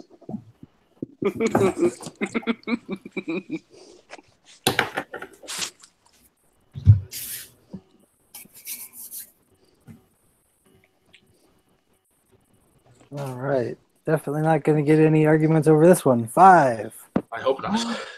3, 2, 1. Hands down. All right, let's go to Mr. Coho. Cherry. Cherry is correct. Robert. Cherry. It's correct. Sean. Cherry. Cherry is correct. And Sandy. Great. We all got it. Yeah, that's correct. All right. Question. Oh, well, you want to give a score rundown after 5 questions? Everybody's tied at 3. Everybody's tied at 3. All right. Interesting. All right, here we go. Question number 6 is in the category of Star Trek. Somebody here's favorite category. Not mine. What is the test that is supposed to be a no-win scenario called that Captain Kirk famously beat, as told in Wrath of Khan? I don't. Are we gonna count spelling on this? We need a harder Star Trek question. God no. Thank you. Okay. As long as you can pronounce it right. I can't spell this for life. But Yeah, phonetically is. I can say it phonetically. 3, I can say it. Two. Can't speak. I can't write it. 1. Pens down. All right, let's go to Robert first. Kobayashi Maru. Kobayashi Maru is correct. All right, Sean. The Kobayashi Maru. That is correct. Sandy. Kobayashi Maru. Correct. And Caleb. What this panel is, the Kobayashi Maru. No-win scenario. All right. All right, guys. Question number 7. It's gonna, 7. Yeah, Yep. It's gonna come in the category of DC. These are films outside of the DCEU. What actor voiced John Constantine in Justice League Dark? What? Oh shit. Shoot. Repeat the question. All right, question number 7 in the category of DC. What actor voiced John Constantine in Justice League Dark? I believe one of our leaders would actually prefer if it was pronounced Constantine. I believe that's correct. That's correct pronunciation. Stop fucking taunting me just while I'm don't- trying to figure out the fucking answer to this one. And we're going 5, 4, 3, 2, 1. Pens down. All right, time's up. No repeats. Let's go to Sean first. I can't remember. No? All right, Sandy. Did Matt Ryan? Matt Ryan is correct. That is correct. Mr. Coho. I said Army Hammer. Did anyone watch that stupid movie? I did. Robert. Great. I did too. I just Matt couldn't Ryan. remember it. Robert That also. is correct. Son of a All right. bitch. So we now have some separation there. Robert and Sandy at 5 and Sean and Caleb at 4. But, it's still anybody's game. We still have a bunch of questions. We still have 3 questions to go. Yep. And that's on me now, right? Yeah. That is on- All right. In the category of Middle Earth. Crap. Your question is, what is the riddle that Bilbo asks that wins the game in the Riddles in the Dark scene from The Hobbit: An Unexpected Journey? Yes. What? Can you repeat the question? Yep. Okay. In the category of Middle Earth, what is the riddle that Bilbo asks that wins the game in the Riddles in the Dark scene from The Hobbit: An Unexpected Journey? Are you looking for the riddle, like what the riddle is, or like what The question that he asked to win the game. Okay. Want exact wording on this? And we have 4, 3, 2, 1. Pens down. All right. Let us go to Sandy first. I said Robert gets it. I mean, you're probably not wrong. Caleb. Do you know the way? That is incorrect, Robert. What have I got in my pocket? That is correct. That is correct. And Sean. Yeah, well, I have no fucking idea, to be honest with you. See. Good job, Robert. Good job on first place. I see. Cleveland Brown is making this appearance. Good to see. Yeah, Good to see. Absolutely. Thanks. And Was it a long drive from Virginia? Or? God damn it, dude. Seriously. It's been a bit of a fucking walk from Rhode Island, but, that's just the thing. All right, guys. Question number 9 is going to come in everybody's favorite category: video game movies. Well, Who directed 2001's Lara Croft Tomb Raider?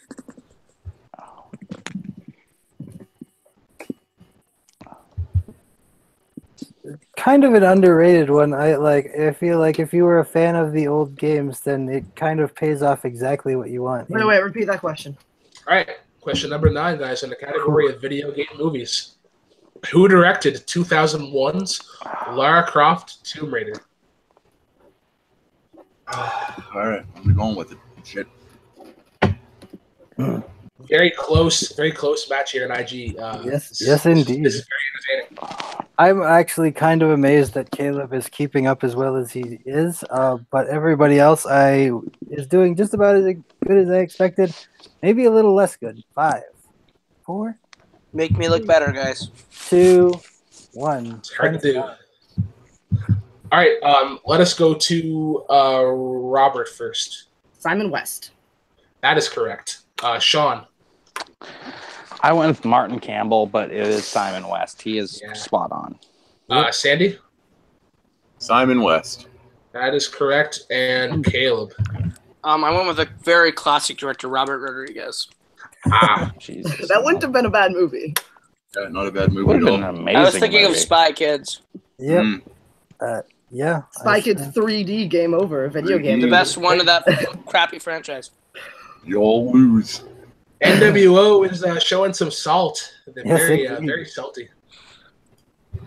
All right, and your final question here in regulation is coming from everybody's favorite. You had to know it was coming because it's the last one. It's scores and soundtracks. Yeah, boy. All right, and your question is, what recording artist performed the single "Whatever Happened to the Heroes" on the soundtrack of 2005's Fantastic Four? Oh. Repeat the question. Okay, gotta repeat. What recording artist in scores and soundtracks? What recording artist performed the single "Whatever Happened to the Heroes" on the soundtrack of 2005's Fantastic Four? Ugh, such a crap son of a. On composer All questions. right, I need a repeat just because I want to hear the title again. Okay. In scores and soundtracks, what recording artist performed the single "Whatever Happened to the Heroes" on the soundtrack of 2005's Fantastic Four? Do you believe that's the final repeat? I believe so. And I do Marco- believe this category sucks. Marco Beltrami composed the score for that movie. Hey, Robert, no one cares. Yes, he did. Yeah, I knew that one. 5, 4, Caleb, calm yourself down. 3, 2. Wait, me or him? 1. Hands down. All right, let's go to Sean first. I believe that was Evanescence. That is incorrect. I wish. Sandy. Is it Joss Stone? Joss Stone is correct. That is correct. Mr. Coho to get yourself in third place. See, I went with someone better. Chad Kroger of the best band of all time, Nickelback. All right, Shut your mouth. You need to stop with that, Robert. Joss Stone. That is correct. So with that, guys, Alpha Alliance wins the IG round. So they get 3 points added to their score, which brings them up to 7. Atomic Nation, though, did get second, so they will get 2 points to bring up their total score of 4. Though we do have a tie for third place with Sean and Caleb at 4, so they will be given a tiebreaker to determine who gets that coveted 1 point. Well, I would like that 1 point. So, Sean, if you could just forfeit for me, that'd be great. You're a great person. I want to win. All right. I'd say Brooklyn asked the bottom one. Yeah, that's what I was going to go with. Yep. All right, guys, your tiebreaker question comes in the category of DC movies. Okay, I can answer that. What V for Vendetta actor opened the film with this line? Remember, remember, the 5th of November. The Okay, gunpowder. may I go first because I can't find my pen or fucking anything right now. I just don't want it to seem as though I'm trying to screw around with anybody. Is that okay? Just since I'm not able to write it down, I would just like to be able to. Is that okay with everybody? I'm not. Yeah, he can go first. I'm fine. That's Okay, good. cool. All right, guys. Tiebreaker question in DC movies. What V for Vendetta actor opened the film with this line? What Vendetta actor film this line? Remember, remember, the 5th of November. The gunpowder, treason, and plot. I know of no reason why the gunpowder treason should ever be forgot. Well, I'm glad you all remembered it. Dude, I'm born fucking 4 days after that shit, so. I swear to God, if I messed this up in my brain, I'm gonna cry.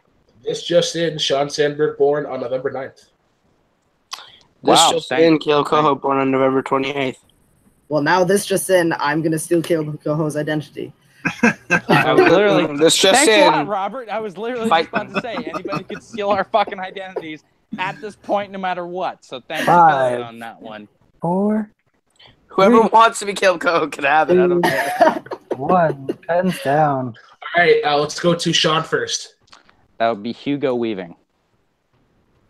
That is incorrect. I knew I messed this up. Caleb Coho. I said Hugo Weaving, but it's Natalie Portman. It's Natalie Portman. Yeah. All right. God dang it. We go to another tiebreaker question. Caleb, floor is yours. All right. I guess we're gonna go to this one, and everybody's gonna be mad about it. The second tiebreaker we have is video game movies. God dang it. All right. What actor played the murderous robot Victor Von Ion, who is determined to kill the defect Clank in Ratchet and Clank? Oh, nice.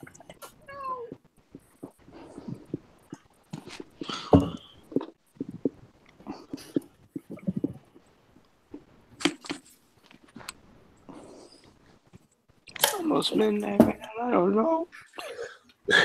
You're the last person to complain about time. It's 1:45 here, and I can only imagine what time it is for Luca. 4, True. No idea. 3, 2. I agree with you, Robert. Pens down. All right, let's go to Caleb first. Or sorry, Sean. Yeah, because Sean Sean doesn't have a pen. I have no fucking clue. All right, Caleb. He's in this movie because IMDb says so. So Sylvester Stallone. That is correct. That is correct. Oh, thank God. Nice. All right, so with that, guys, NWO gets the code in 1 point. Apokolips, although having a goose egg, they are still in second with 5 points. So I do want to thank our IG competitors for hopping in. That was a very close match, and nobody should be disappointed with their performance. Great job, guys. You guys did fantastic. You are great. Sandy scares me. Bye-bye. That was so intense. It's very intense. So now we go into the division that I'm most anticipating. I'm most excited for is music. And there we go. Music. So it is. All right. So let's go to Atomic Nation first. Who are you bringing in for music and why? We're bringing in somebody who's very afraid, very nervous, trembling, dry mouth, cold sweats. You might notice the Beatles shirts. That would be myself. The leader coming in and represent Kane, Alpha Alliance. Who is your music guy? Who's your music person and why? Yeah, the guy who's going to be fighting for second place against probably Luca. His knees might be weak, his arms might be sweaty. There might be vomit on his mom's spaghetti or something like that. I don't even know. But yeah, it's Jim the Wolf Green. Jim El Lobo coming in. Haven, NWO. Who do you got for music and why? That's gonna be the one, the only, the big bad booty daddy himself, the leader of the NWO, Haven, the villain Pendergast. Alrighty, we got two leaders hopping in music, and Grant, I believe it's no surprise who you got coming in here for music, but who did you pick? Everyone knows it's going to be Luca, so it's Luca. Yay, we're all fighting for second. Woohoo! I mean, crazier things have happened, guys. Crazier things have happened. Waiting for those two. Know about that. Or Brooklyn, you could say stranger things have happened. Ha! Look at you go. All right, and there's Luca. I believe all of our competitors are now in the ring. Oh, who's the NWO's person for this? Haven. Oh, it's Haven. Okay. I didn't say. I was joining and pausing at the same time. I got you. Yep. Oh, I think Luca had some issue. Oh, there he is. He's coming in. It's a picture of a kitty. Oh, I thought he was just going to be competing, sitting next to a cat the entire time. It's 10 to 6 in the morning. Oh, it's Luca. Yeah. Luca. Oh, Luca. Sorry, It's buddy. okay. We forgive you. Just go ahead. Go to bed. You can just take whatever points they give you. It's fine. No biggie. I'll have 10, please. You'll get them next time. Next time, champ. All right, guys. I'm sure we don't need to run through the rules. 10 questions. Each question will be asked maximum 3 times. And you do have a challenge. Is the chat down? What was that? Is the chat down? I'm Is the sorry, chat still? The chat.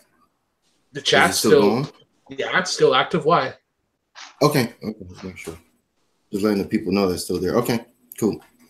They're active. Oh man, are they ever active? All right. All right, guys. Let's get it on. Let's dance. Question number 1 in music is going to come in the category of pop. Which Bruno Mars album would you hear the singles "Gorilla," "Treasure," and "Locked Out of Heaven"? Locked Out of Heaven is probably my favorite of the 3. Gorilla is a very, very forward, very forward tune. I love Treasure. Yeah. Go to karaoke song. Yeah. That's something I need. 4, 3, 2, 1. All right. Let us go to Luca first. What I call my hard drive unorthodox jukebox. That is correct. Jeremy. Unorthodox jukebox. That is correct. Jim. I did not have that. All right, Haven. I'll put Celebration. I don't know. All right, so Luca and Jeremy striking blood first. Yes, indeed. All right. Category 2 for question 2 is in the category of metal. And forgive me because Brooklyn wrote this, so I don't think they're metal. Is it about to start again? What Alexa is on Fire single begins with the lyrics, "Go, strange things happen in the nighttime hour. Yesterday's buds are tomorrow's flowers." What was the name of the band? I didn't hear the band. It's Alexis is on Fire, but all one word. Alexis on Fire. Yeah, sure. Alex is on Fire. Alexis on Fire. It's a subgenre of metal. If you ask like 100, this is absolutely a post-hardcore band, which is punk. Yep. 5, 4, 3, 2. Repeat, 1. please. Sure. In the category of post-hardcore. There you go. What Alexis on Fire single begins with the lyrics, "Go, strange things happen in the nighttime hour. Yesterday's buds are tomorrow's flowers." I got an itch in my eye here. Caleb, you want to look at that right quick, just to see if there's anything. I might have something. Oh yeah, for sure, definitely. Yeah. I mean, I warned you beforehand that Luca was going to say something. I mean, yeah, like you can't have your cake and eat it too. I guess. 5, I'm gonna repeat that catchphrase. 4, 3, 2, 1. Pens down. All right, let's go to Jeremy first. Nothing.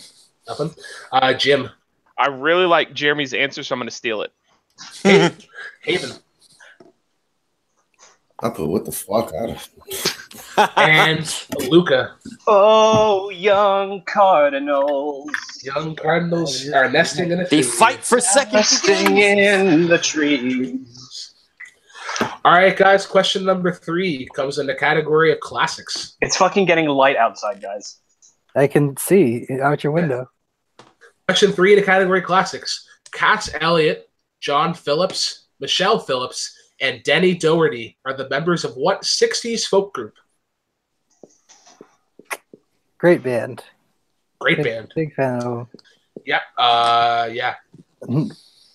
Also, There's something I want to say, but it kind of gives away. What was that?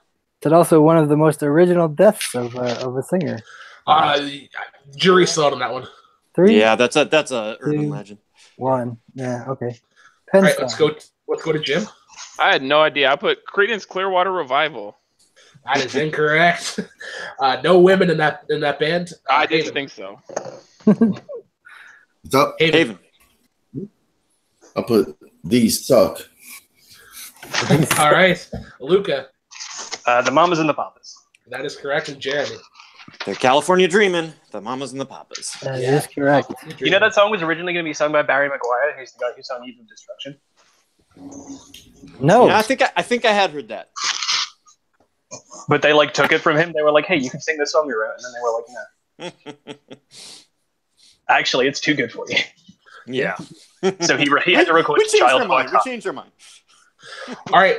Yeah. Question number 4. Caleb, it's all you. Question number 4 comes in the category of the 90s. What pop rock frontman accompanied Santana for the 1991 hit song Smooth? 1999. 1999. I read it wrong. That would be the gimme softball of all time. Wouldn't it? No, it's 1999. It's 99, right. yeah. Okay. And I suppose it's also the biggest hit of the 2000s. Yeah, carried over. It's one that's often conceived as 2000s, but when you look at it, actually, it's like December 9th. If it's the song I'm thinking of, it has a 2000s-y feel. 2, 1. All right, let's go to Haven first. Was that Rob Thompson? That No! so close. So Oh, close. Haven in the names. Incorrect. Luca. Rob Thomas. Rob Thomas is Matchstick 20. correct. Jeremy. Rob Thomas. That is correct. And Jim. I put Rob Thomas. Thank God. That is correct. Jim being able to strike blood there. To strike a match. Stick. Matchstick 20. Yeah. Yeah. All right, guys. Question number 5 comes in the category of one-hit wonders. How many times is Ice Ice Baby said during each individual chorus in Vanilla Ice's Ice Ice Baby? So again, not looking for a total number, but if you were to take one chorus, how many times is Ice Ice Baby said? Can we get a little extra time on this one? Absolutely. We all have to sing it. Under pressure. Pressure. I'm sorry. Repeat it one more time. Absolutely. Question 5 in the category of one-hit wonders. How many times is Ice Ice Baby said during each individual chorus in Vanilla Ice's Ice Ice Baby? So again, if you take one chorus, how many times is Ice Ice Baby said? I think you're going to ask how many times it was said in the fucking song. Yeah, that would have been. I thought you were asking ice. Like how many times you say ice in each chorus? No, you know the phrase "Ice Ice Baby." Probably twice as many times as he says "Ice Ice Baby." The symbol makes it different, Caleb. The symbol makes it different from under pressure. 2, 1. Yeah, definitely. All right, let's go to Luca first. I believe it's just 2. That is incorrect. Let's go to Jeremy. That would be 4. 4 is correct. Tie it up. Jim. I liked Luca's answer so much I doubled it to 4. 4 is correct. And Haven to get on the board. 4. 4 is correct. Wait, did we all get a question that Luca missed? Yeah. Well, yeah, what the hell? Let's just end the match. Let's just end the match right there. Say that's the end. All right, I'm done. This night was worth it. Yep, we're good, guys. We're gonna good. go. We're good. Love you, Jim. Pack it up. All right. So after 5 questions, we've got a tie for first. Jeremy and Luca both have 4 points. Jim has 2, and Haven is on the board with 1. So still anybody's game for first and third. We'll see how it goes.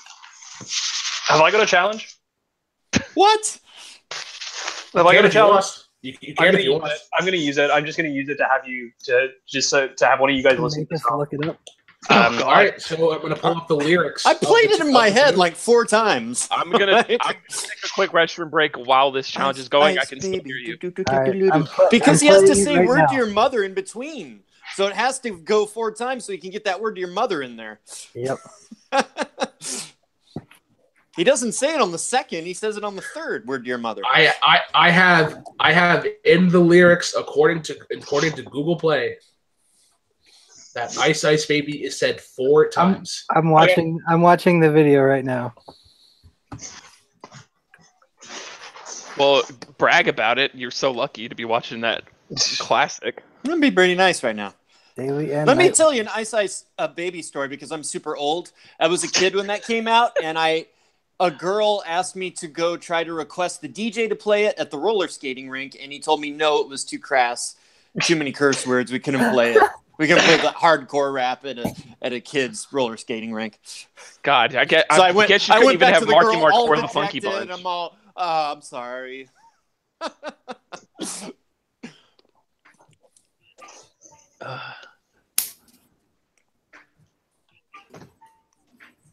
All right, next question.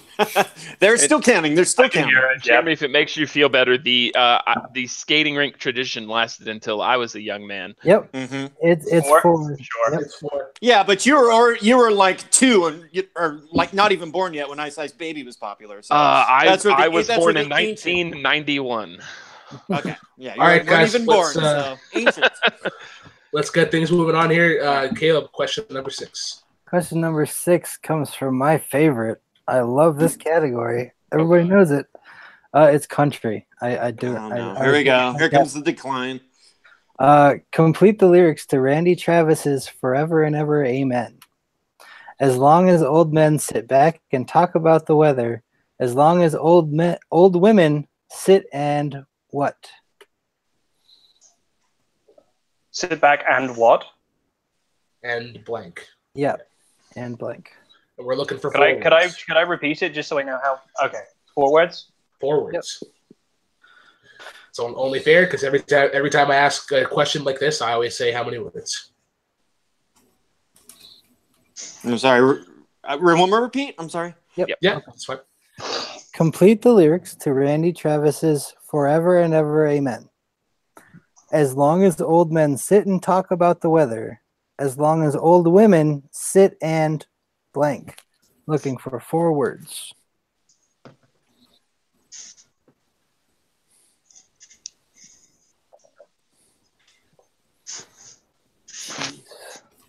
And we're going 5, 4, 3,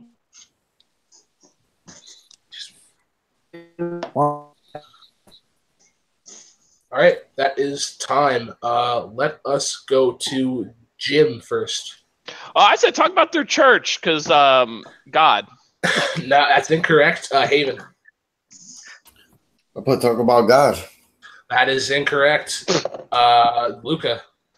My first ever. Gee, what previous question was about this song? Talk about old men. Talk about old men is correct, and Jeremy to keep it tied. Nothing. Sorry. Ah. Enjoy, Luca. I love it. Got a capitalize. All right, I guys. actually own that song. Yeah. I actually know Randy Travis. Ooh. Question 7, guys, in the category of hip hop. Oh boy. What male solo rapper released the hit "I Got 5 on It" off of his 1995 album Operation Stackola? I love this song. It's a fun one. I take sex to the face whenever I can. And 5, 4, 3, 2, 1. Pens down. All right, time is up. Let's go to Haven first. That'll be the Loonies. Yeah, we'll accept that. You said it phonetically. That's correct. Loonies, yep. Luca. Loonies. That is correct. Spelled right. Correct spelling. Jeremy. Didn't have it. No. And Jim. Didn't have it. I said Cool J. No. All right. So we got a tie there for 3rd place now. Jim and Haven. Come on, Haven. You can do this.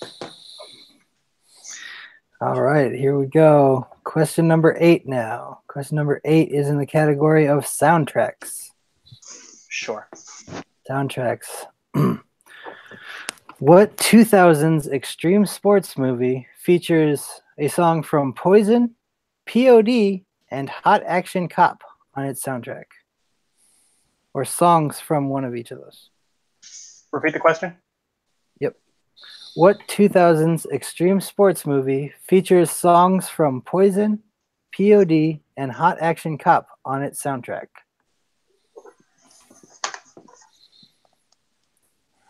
Not gonna lie, I don't even know who Hot Action Cop is. They have a really good song. Really good song on this one that I first heard in this movie, and then 5, it's 4, 3, 2, 1. Pens down. All right, let's go to Luca first. A lot of angry white boy bands for angry white boy skateboarding movie Grind. Grind is correct. Jeremy. Couldn't pull it. No. Jim. I said Triple X. And Haven. I thought it was that Rollerblades movie with Cool J. Rollerblades. It's also got the Used and Real Big Fish and Shine Down. Oh yeah. I believe that was you're thinking of like Rollerball. Oh yep. Yeah. All right. God damn. Caleb, I'm gonna switch out that question that we have there for question 11. Question 9. Okay, go for it. Yes. All right. So question 9 is going to come in the category of modern music. It's also actually question 11 because you guys are sneaky. The band Congos, the band behind the hit "Come With Me Now," are from what country?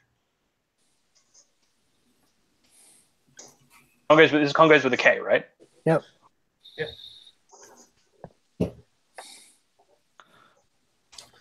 Because the other question that we had was rock, and I did not want to repeat. Want to go through that same bill. So change it 5, up. 4, 3, 2, 1. Pens down. Let's go to Jeremy first.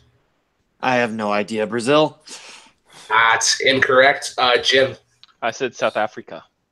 South Africa is correct for 1 point. What? Oh, I actually almost put that, but the Thank you, Joshua Makuga. Oh, thank you. South Africa is correct, and Luca. They're from Pretoria in South Africa. South Africa is correct. Wait, I like Haven, my first guess. Haven hit that also? Haven also hit South Africa, so Jim and Haven are tied. All right. Here we go. Still 3-3. Jim and Haven for the final question. Oh, can I get a full score? Full score recap there. Jim and Haven are tied at 3. Jeremy has 4, and Luca has 8. 8. You can stop playing, Luca. Only missed one. I won't. Because I'm really pissed off about that Vanilla Ice thing. And I'll always have that. Besides I'll that. always hold on to that. This is why I'm going to win the always championship. have that that you made me listen to it again. All right. So question number 10 is in the category of the 80s. Oh, thank Christ. Great. All right. And here we go. The Scottish duo The Proclaimers had 2 singles off of their 1988 album, Sunshine on Lee. Name both of them. And we're looking for full titles with the name and the parentheses. Yes. So that there's no confusion there. We want the full titles with parentheses if necessary. And I've given you a little extra. Oh, shit. Which part of it is in parentheses? All right. And we're going 5. Repeat. One more repeat. Yeah. All right. In the category of the 80s, the Scottish duo The Proclaimers had 2 singles off of their 1988 album Sunshine on Leith. Name both of them.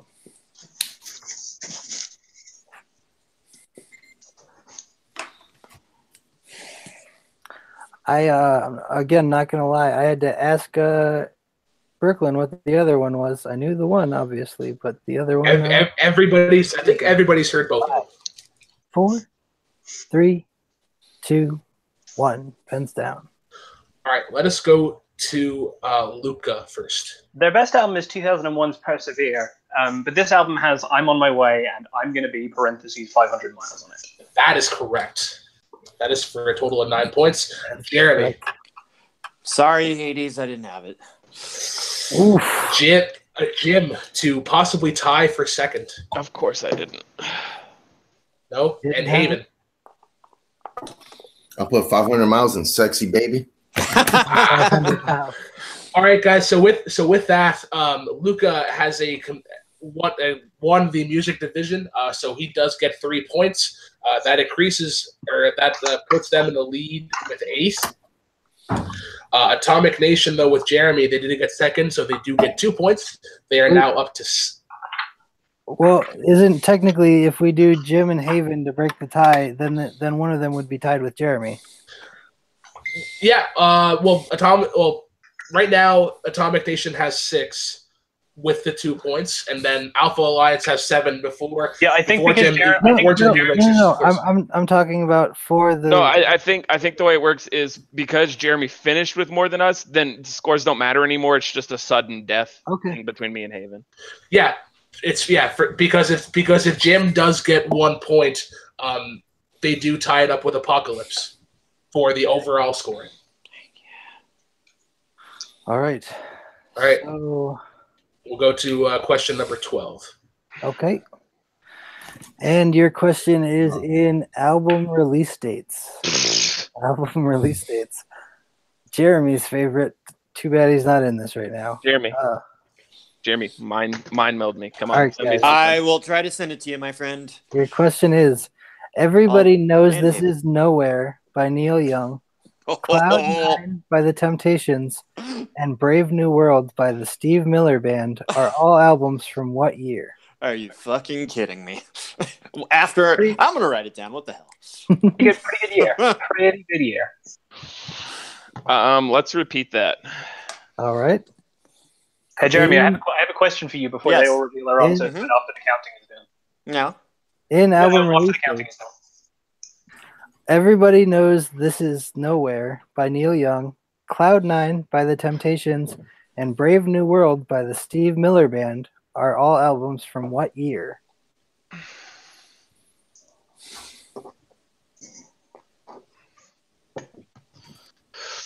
Come on, Haven, you got this. Shut up, Luca. Do it, Haven. 5. Go, Jim, just to keep it balanced. 3, 2, and 1. Jeremy, what did you think of this summer from personal Hey, experience? shut up. Hey, I thought it was great when I heard the Brian. I'll take Haven first. I'll put 1978. That is incorrect. And Jim. I said that one sex position, 69. What? 1969 is correct. No! How did you do it? Wow. All right, guys. Yeah, when I heard the Bryan Adams song in the 80s, I thought it was great. Oh, man. All right, guys. So with that being said, Jim does get, although we in his third place, he does get that crucial point to keep it tied with Alpha. One second. I got to write one more thing. 1 second. This is my last thing here. Fuck you, Luca. There you go. All right, guys. So I want to thank everybody for being part of the music division. Luca, congratulations on getting first, and everybody, great, everybody, good performance there. It's still close. It's like still... we're going into wrestling tied. Yeah. Yeah. Run down the scores real quick while we're. So Alpha Alliance and Apokolips are tied at 8. Atomic Nation has 6, and NWO has 3. NWO should have 2. Yeah. They lost that last one, so they didn't get a point. And they got third in 2 of them. What did they get third in? NWO lost movies, got third in TV, got third in IG, has just lost music. Yep. So 2. So 2, yeah. Yeah, that's right. That is correct, I can assure you. Yeah, no, okay. All right, I do apologize. Oh, also, thank you guys very much for the Whose Line Is It Anyway UK shout out. I really appreciated that.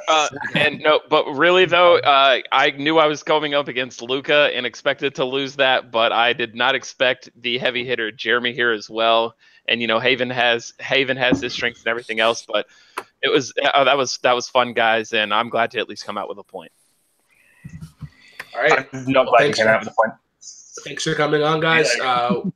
We will try and get this through because we're over 2 hours. We're almost at 2 hours 15 minutes, which is pretty crazy. We're now going into wrestling.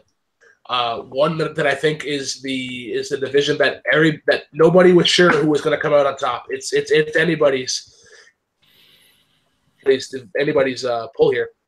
And then especially with Alpha Alliance and Apokolips being tied, it's going to come down to the wire here. And I'm very intrigued.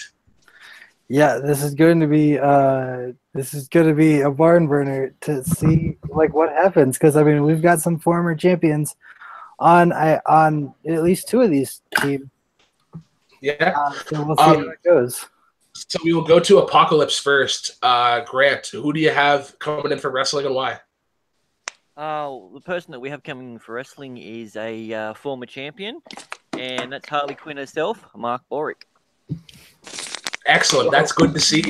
We'll go to Alpha Alliance next. Who do you got coming in for the wrestling division and why? We also have a former champion. He is known as the Hitman, Hunter Ray Chamberlain. Alrighty. And Jeremy, Atomic Nation. Who do you got coming in and why? I got somebody who knows wrestling, and I'm so happy to have him here. And, you know, I think he could probably kick everyone's butt in real life. That would be Nico Suave Rigoli, He's my champion. Ooh. Let's do this. All right, so Awesome. And then NWO. And What do you he's got got to say coming all. You coming got to in let here? him say all his other names. Yeah. Well, we got a new member to the NWO, and that is Jacob. One that's gonna sweep this round for life. All right, a newcomer to the NWO coming in. He's a Whoa, look at him. He's ready. I told you. Woo. Wow. I'm back. Coming in doing the Oh, spanking. Harley, looking Oh, good. Christ, he's wearing the costume. Yep. Oh, wow. Here we go. All right. What's up, guys? Whew. All right. Any questions, guys, before we get started? Nope, I'm good. Wait, who's the fourth competitor in this? I see Hunter, I see Mark, I see me. Who's left? Jacob. Yep. Jacob Gallagher. Yeah. Gallagher. Yep. All right. So once again, guys, 10 questions. You have each question will be asked at a maximum of 3 times, and you do have a challenge. All right, guys. First question is going to come in the category of WrestleMania. At WrestleMania 27, The Undertaker defeated Triple H to continue his streak to how many wins?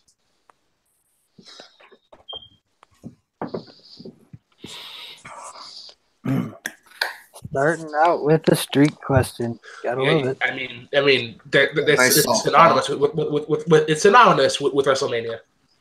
Yeah, absolutely. All right. 5, 4, 3, 2, 1. Pens Which down. WrestleMania was this? 27. The time is up. Time is up. Pens down, guys. Pens down. Nico, we will go to you first. Oh, please be right. 19-0. That is correct. Yes. Hunter. I said 20-0.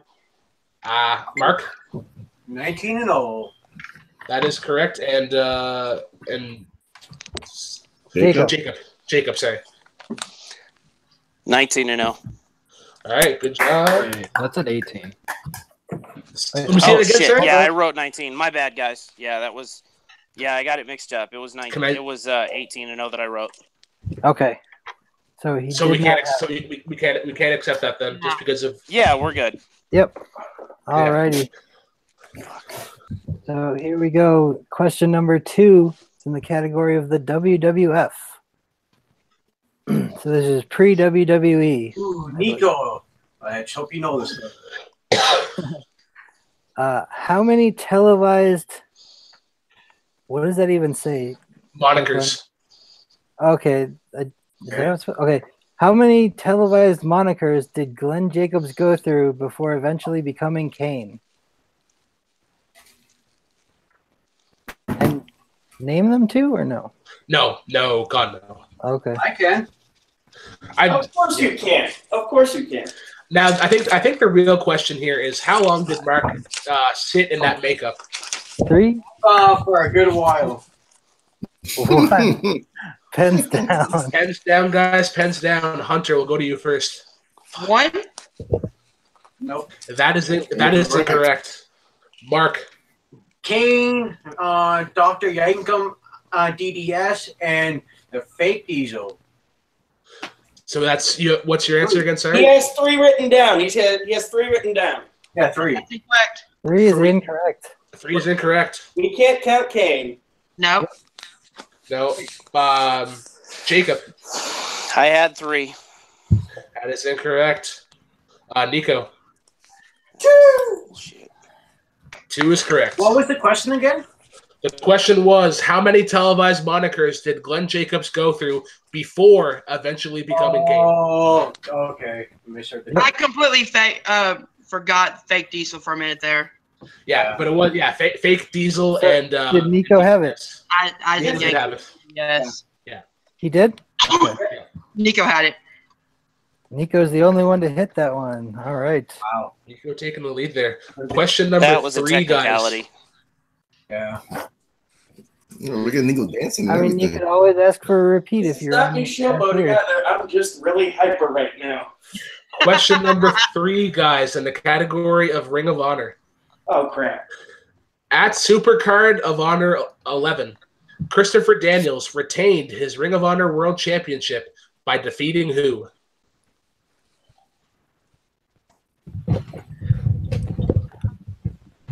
ROH, the strength of the Hunter. So let's see how that works out for Atomic Nation. Yeah, there's If they can get on the board. There's a very big match that came on after this. 5. Wait, repeat the question. All right, question number 3 in the category of Ring of Honor. At Supercard of Honor 11, Christopher Daniels retained his Ring of Honor World Championship by defeating who?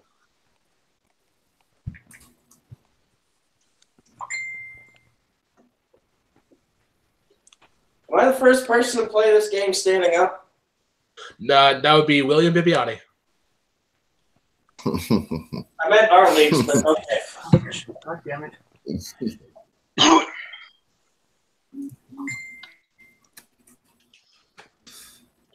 Oh shit! Can I get another repeat, please?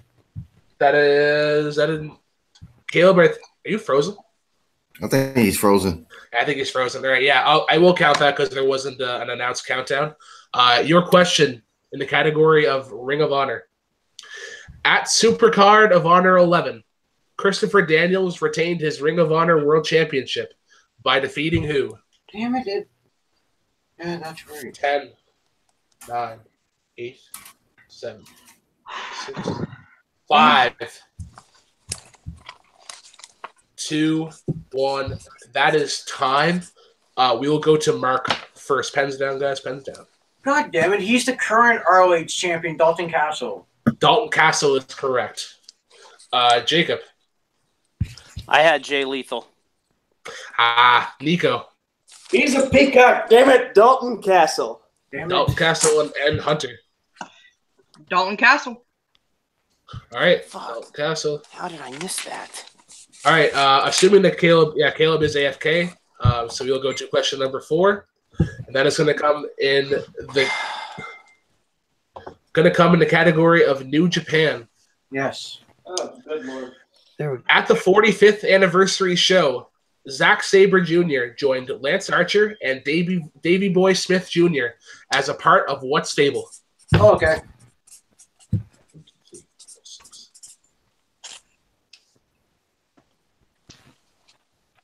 Sorry about my spelling, but repeat the question. As long as it doesn't say Tatanka. Oh, come on. Right. Question number 4 in the category of New Japan. At the 45th anniversary show, Zack Sabre Jr. joined Lance Archer and Davey Boy Smith Jr. as part of what stable?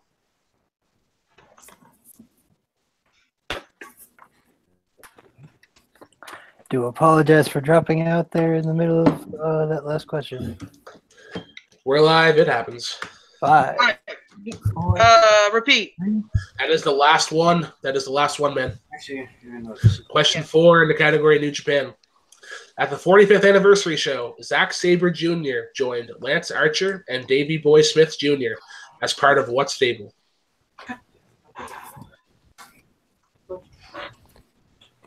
Good old New Japan Wrestling. Best thing going today. Oh yeah, it is. And we're at 5, 4, 3, 2, 1. Pens down. All right, let's go to Jacob first. We got Suzuki Goon. Suzuki Goon is correct. Nico. Suzuki Goon. That is correct. Hunter. Suzuki Goon. That is correct. And then Mark. Guys, you don't want to meet in the back alley because they will fuck you up nicely. Suzuki Goon. We can't see. I can't see, man. I erased the end there a little bit, but Suzuki Goon. We can't see your board. No, I can't. Yeah. You guys can? No, I can't see your board. No, we can't. See you. Oh, it's my camera. My camera's not working. Okay, one second. I'm sorry about this. Oh no, what's wrong? On my screen, it looks like it's good. We're not seeing your camera at all. There, I see you now for a second. What? On my screen, I can't see. Oh, okay. I see it. Yep, I see there it. We're good. You got it written. Yeah, I have no idea on my screen, but it's not like No, you're good now. I can see you now. I have no idea what the hell that was. Everybody wants to see that beautiful Harley Quinn. Yeah. Caleb, do you want to ask question number 5? Sure. All right. Just real quick. In the last one, who got it? All of us did, I think. Yeah, all of you? Yeah. Cool. All right. And question number 5 is in the category of ECW. Yep, I was waiting for it for Hunter. There we go. What is the real name of the ECW legend, the Sandman? Are you serious? Come on, this is easy. Talk to Brooklyn, man. He wrote the wrestling. Because last time I got yelled at for making them too easy. So 5, 4, 3, 2, 1. Pens down. All right, guys. Let us go to Nico first. This is where my perfect streak ends. Dan Stevens. That is incorrect. What? Hunter. Nothing. No. Mark. Ooh. Harry Fulton. That is incorrect. And Jacob. Nothing. I got nothing on that Looking one. for James Fullington. Fullington. Yep. So nobody got it. All right. After 5 questions, Nico is in the lead with 4, Hunter with 2, Mark with 3, and then Jacob leading the rear with 1. I thought Jacob had 2 because he said everybody got question 5, and he also got Suzuki. Or question 3, you said everyone got, and then he also got the Suzuki-gun question. No, the Suzuki-gun, everyone got that one. You got 2 points. No, I only have 1. Okay. You only got 1 then. All right. He didn't guess. He did not get 9. He didn't get 19. He didn't guess. He didn't get WWE. Dalton Castle was the one that was in question. Did he get that? No, he missed that one. He said Jimmy Lethal. All right. I have missed 1. So then he's got 1 point. That's correct. I was just making sure. Yeah. Yep. Question number 6, guys, is going to come in the category of WWE. At Night of Champions 2015, Kevin Owens won the Intercontinental Championship by defeating who in a singles match? I feel like I should challenge this because this has been asked in multiple matches beforehand. I'm not going to go through and watch every wrestling match, so to put it bluntly, bite me. Yeah, he's not me. 5, 2, 1. Pens down. Hunter. Ryback. That is correct. Mark. Yeah, I was going to say the Miz. Didn't have it. But yeah, this year has been asked several times. I know. Jacob. I had Miz. Okay. And Nico. Feed me more. Ryback. That is correct. There we go. That's correct. All right. Question number 7 now. Question number 7 comes in the category of WCW. Good. Nico's favorite. It's what won him the championship. No, TNA won me the title. Oh, you're right. Okay. Big boys play. Here we go. All right. Your question in WCW. At Bash at the Beach 96, the Outsiders and Hulk Hogan wrestled what 3 wrestlers to a no contest in a 6-man tag match? Repeat the question. I was hearing a lot of dings, so it threw me off. Okay. In WCW, at Bash at the Beach 96, the Outsiders and Hulk Hogan wrestled what 3 wrestlers to a no contest in a 6-man tag match? But the question is, who's the third man? Nah. I mean, the question's for all 3 of them, but sure. No. If you know, I know. 5, 4, 3, 2, 1. Pens down. All right. Let us go to Mark first. Of course, the gimme of this one: Sting, Lex Luger, Randy Savage. That is correct. Jacob. Sting, Luger, and Savage. That is correct. Nico. Luck be a lady tonight. Sting, Lex Luger, and Randy Savage. All right, and Hunter. Just got it. I didn't get it. I said Randy Savage and Steiner Brothers. All right. All right. Question number 8. This is going to come in the category of the Royal Rumble. Okay, here we go. John Cena won his first Royal Rumble in New York City and his second in what Western city?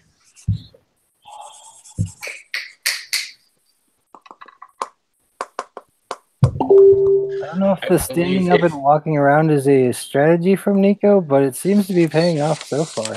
I think it's trying to burn off some excess energy. We'll see if this bold strategy pays off.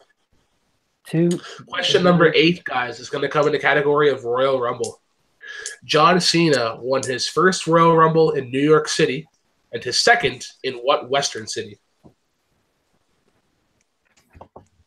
I believe if anybody watched the rewind today, you would have gotten Luca's interpretation of John Cena. Very interesting to say the least.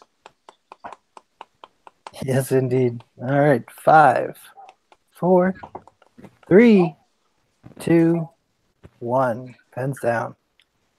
All right, let us go to Jacob first. I had LA, but I know it's wrong. That is incorrect. Nico. Dallas, Texas. That is incorrect. Hunter. Detroit, Michigan? That's not a Western city. And Mark. How do I talk? Shout out to the Titan, Phoenix. I don't know. Phoenix is correct. Phoenix is correct. Harley fighting back here. I knew it was there. A couple of years ago. I just couldn't retrieve on it. All right, question number 9. Question number 9 comes in the category of TNA wrestling. Okay. Old school. TNA. All right, and the question is: Abyss's finisher, consisting of a sit-out backbreaker rack drop, was better known as what? By what title? So basically, what that finisher is called, right? Yes. Yeah. What Abyss called it. Okay. Yes. I guess these questions aren't clear enough. I might have to spell it out for them. Well, no, it's just it's kind of like how it was worded a little bit. Yeah, it probably could have been worded a little. Dear less diary. Technically. 5, 4, 3, 2, 1. Pens down. All right, let's go to Nico first. Black Hole Slam. Nope. That is incorrect. Hunter. Doomsday Device? That is incorrect. Mark? Shock treatment? Shock treatment is correct. And Jacob? Shock treatment as well. Shock treatment. Wait, let me get a score. Black Hole Slam. All right, so currently Nico and Mark are tied at 6, and Hunter and Jacob are tied at 3. That's what I've got as well. Going into the last question. Oh, shit. So we've got a tie for first and a tie for third. Yeah. Question number 10. Future wrestling match against you, by the way. Question number 10, guys, comes in the category of tag teams. Rob Van Dam has won the World Tag Team Championship twice. With what 2 superstars? So who were his 2 tag team partners? Yes. God damn it, separation of the brands. I am personally a fan of Rob Van Dam. I like his like unorthodox style as it is often described. Yeah, yeah. You need both of them or just one? Both of them. Both of them. 3? Can I get a repeat? Absolutely. Question number 10, guys, comes in the category of tag teams. Rob Van Dam has won the World Tag Team Championship twice. With what 2 stars? We're only counting the WWE World Tag titles, right? The WWE World Tag Team the World Tag Team Championships. Yep. Because the World Tag Team Championships. That specific belt, I'm guessing. Yeah. Give him 5. 5. Yep. 4, 3, 2, and 1. Pens down. All right, let's go to Hunter first. Kane and Booker T. Kane and Booker T is correct. That is correct.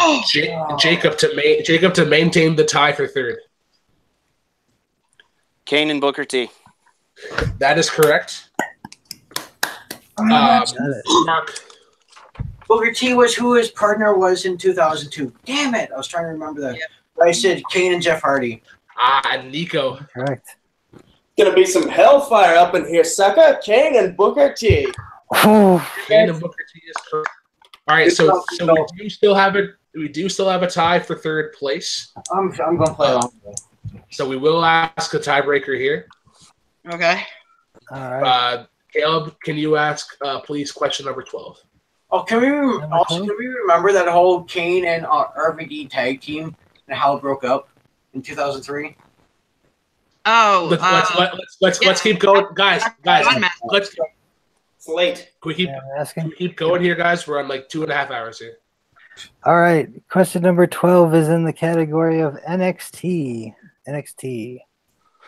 For the tiebreaker between Hunter and Jacob. In the 2015 Dusty Rhodes Tag Team Classic, Tyler Breeze and Bull Dempsey lost to what debuting tag team in the first round? Wow. That is a tough question. That's a good one. Holy shit. Yeah. All right, and we're going 5, 4, 3, 2, 1. Pens down. All right, let's go to Hunter first. Was it the Authors of Pain? That is incorrect. And Jacob. I got the Revival. That is incorrect. We're looking for the now broken up #DIY. Oh, DIY. All right. 15. Next question, right quickly. Still for Hunter and Jacob. Comes in the category of Survivor Series. At Survivor Series 2002, Billy Kidman defeated who to become WWE Cruiserweight Champion?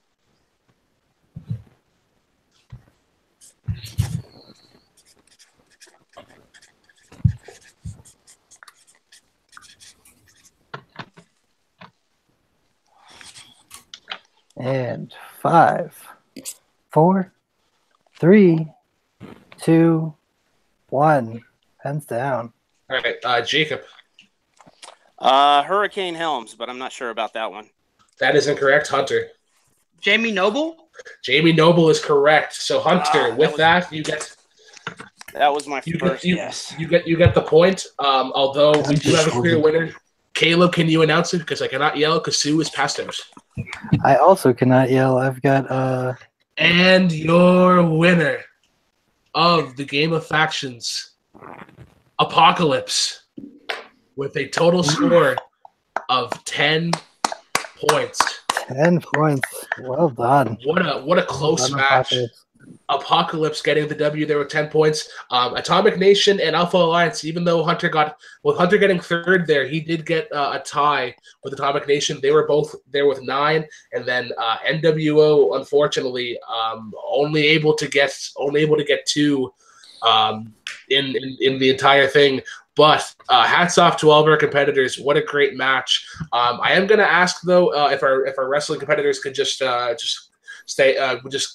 off so we can declutter, I guess. Yeah. But I do want to thank our wrestling guys for coming on. Great scores overall. Nico winning the wrestling there. That was a kind of a surprise for me. I figured. Yeah, Nico got the W there. Or Nico got the max points for wrestling to get a tie for second. So I think that's pretty good. Later, guys. Yes, indeed. See ya. Paulo Yama, I challenge you to Bloodsport. That is all. I like it. I like that idea. All right. Wow, you guys, that was insane. Like every single one of those matches were like edge of my seat, like intense matches. All right. Wow, that's crazy. Grant, I'm going to go to you first. Congratulations, Apokolips pulled out the victory there by the skin of your teeth. There, it got close. How did you feel about the entire match overall? Overall, I thought this thing was absolutely fantastic. I enjoyed it. Bummed that I got 9 points and lost, and well done to Chance in that one. And we had a bit of a struggle with IG and that, but overall I think we did well, and want to thank everyone behind the scenes for running it. He's did a kick-ass job, and everyone around the world who's staying up in multiple time zones. And thank you for for just lucky enough to be in a faction with some really cool people, not just great competitors, but really cool people. For sure. Kane, I'm gonna go to you next, because coming into wrestling, you guys were tied. How do you feel about your faction's performance today? I mean, I can't complain. I mean, we placed in every round. That is for sure. We placed, I believe, first twice. So I can't complain. Like, this was all for fun. I trust my guys 100%. I feel like if we did it again, we'd put up another fight. At the end of the day, we only lost by 1 point. So, a couple things change here and there. It could be a completely different thing. I can't complain at all. I love my team. That is 100% for sure. And at the end of the day, we know one thing is that maybe we could stop seeing NWO memes because, they scored 2 points. So. Next up over to Jeremy. Jeremy, you guys pulled out. Just scoring 9 there in movies. Nazario, unfortunately, struggling there with TV. But then Sandy getting a good second there in IG. You getting a second in music, and then Nico getting your getting the round win in wrestling. How do you feel about the performance today of your faction? I'm incredibly proud of my faction. I'm proud of everyone that played. They all, fought their hearts out. Nico, I knew he was going to do it. I really did. I had faith in him all along, and Jess was incredible. But everyone, Sandy, they all gave it their best. Even Nazario, who, I asked him to step into TV. It was tough, but, I'm really proud of him for being brave to step in there. And look, we were right there. And I honestly think, with another shot, if we do this again, that we will come out on top, because I know what fierce, awesome competitors I have, and I am proud of the nation. But again, it's fun. It's all for fun. And, I'm glad to be involved in something like this, like Grant said, with all the great people here and with the friendships we made, both with me and the people in my faction and with all of you and everyone else. And I'm proud of all competitors tonight. Yeah. Awesome. That's good to hear. Haven, I'm gonna go to you next. And actually, I guess I have to go to you next. 2 points. I know that's a little under the bar of what you guys were anticipating. You guys were looking to sweep the table there. Your best performance was Caleb with 5 points in IG. How do you feel about your faction's performance, and what does this mean for the NWO? Oh no, 3 guys were making their debut.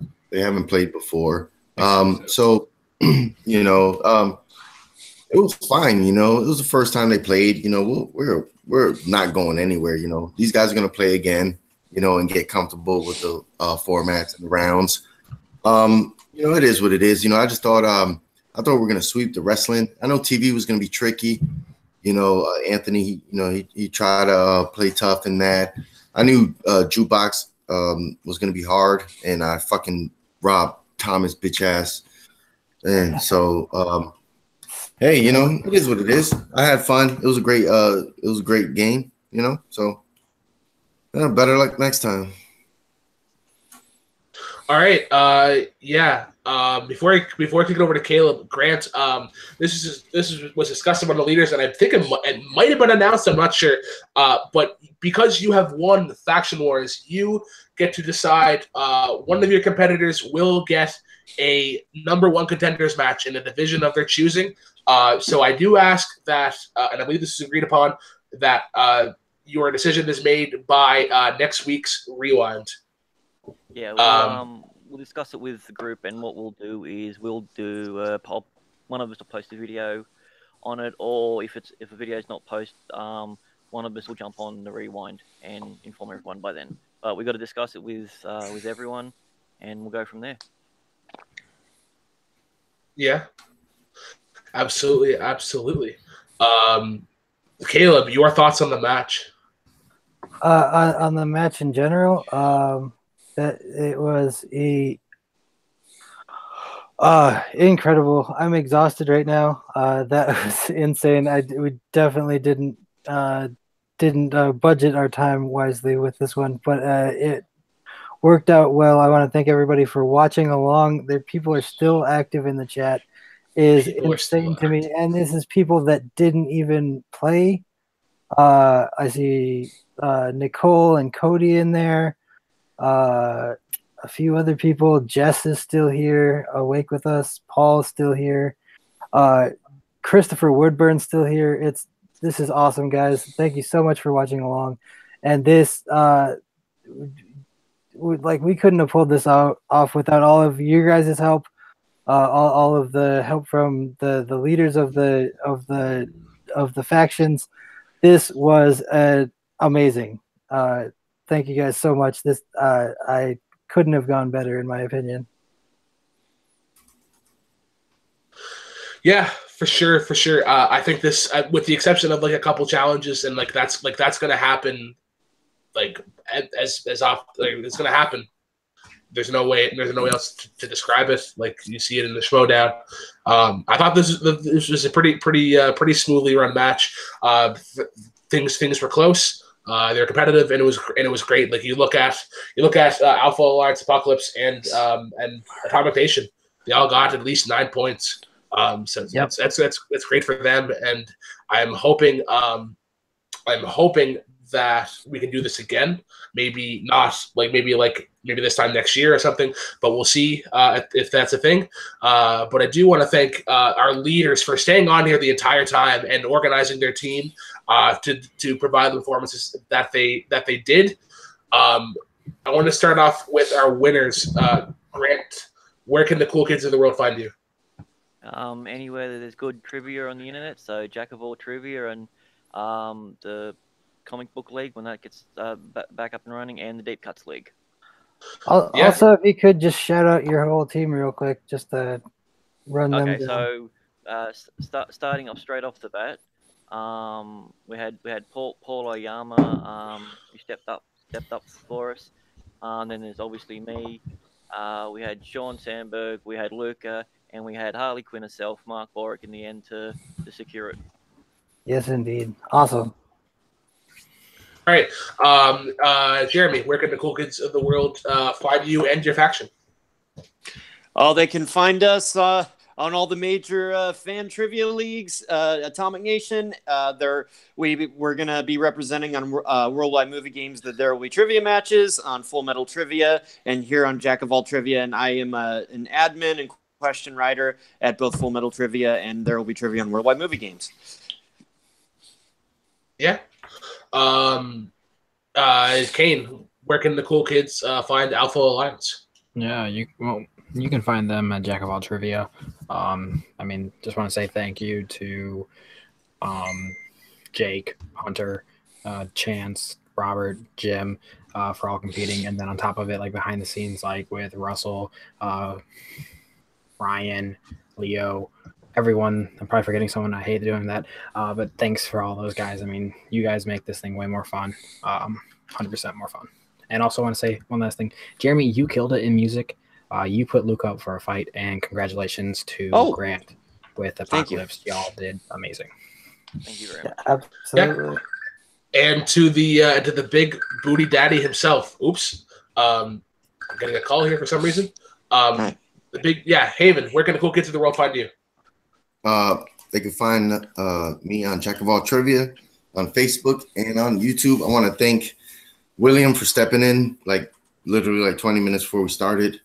He wasn't originally planned to play, but life comes up. So I want to thank him.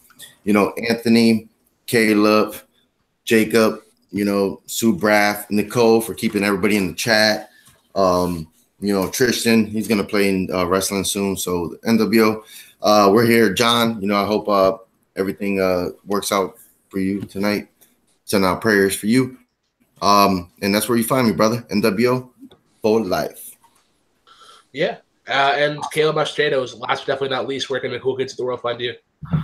You can find me on Caleb Hansen and on Twitter at the Caleb Hansen.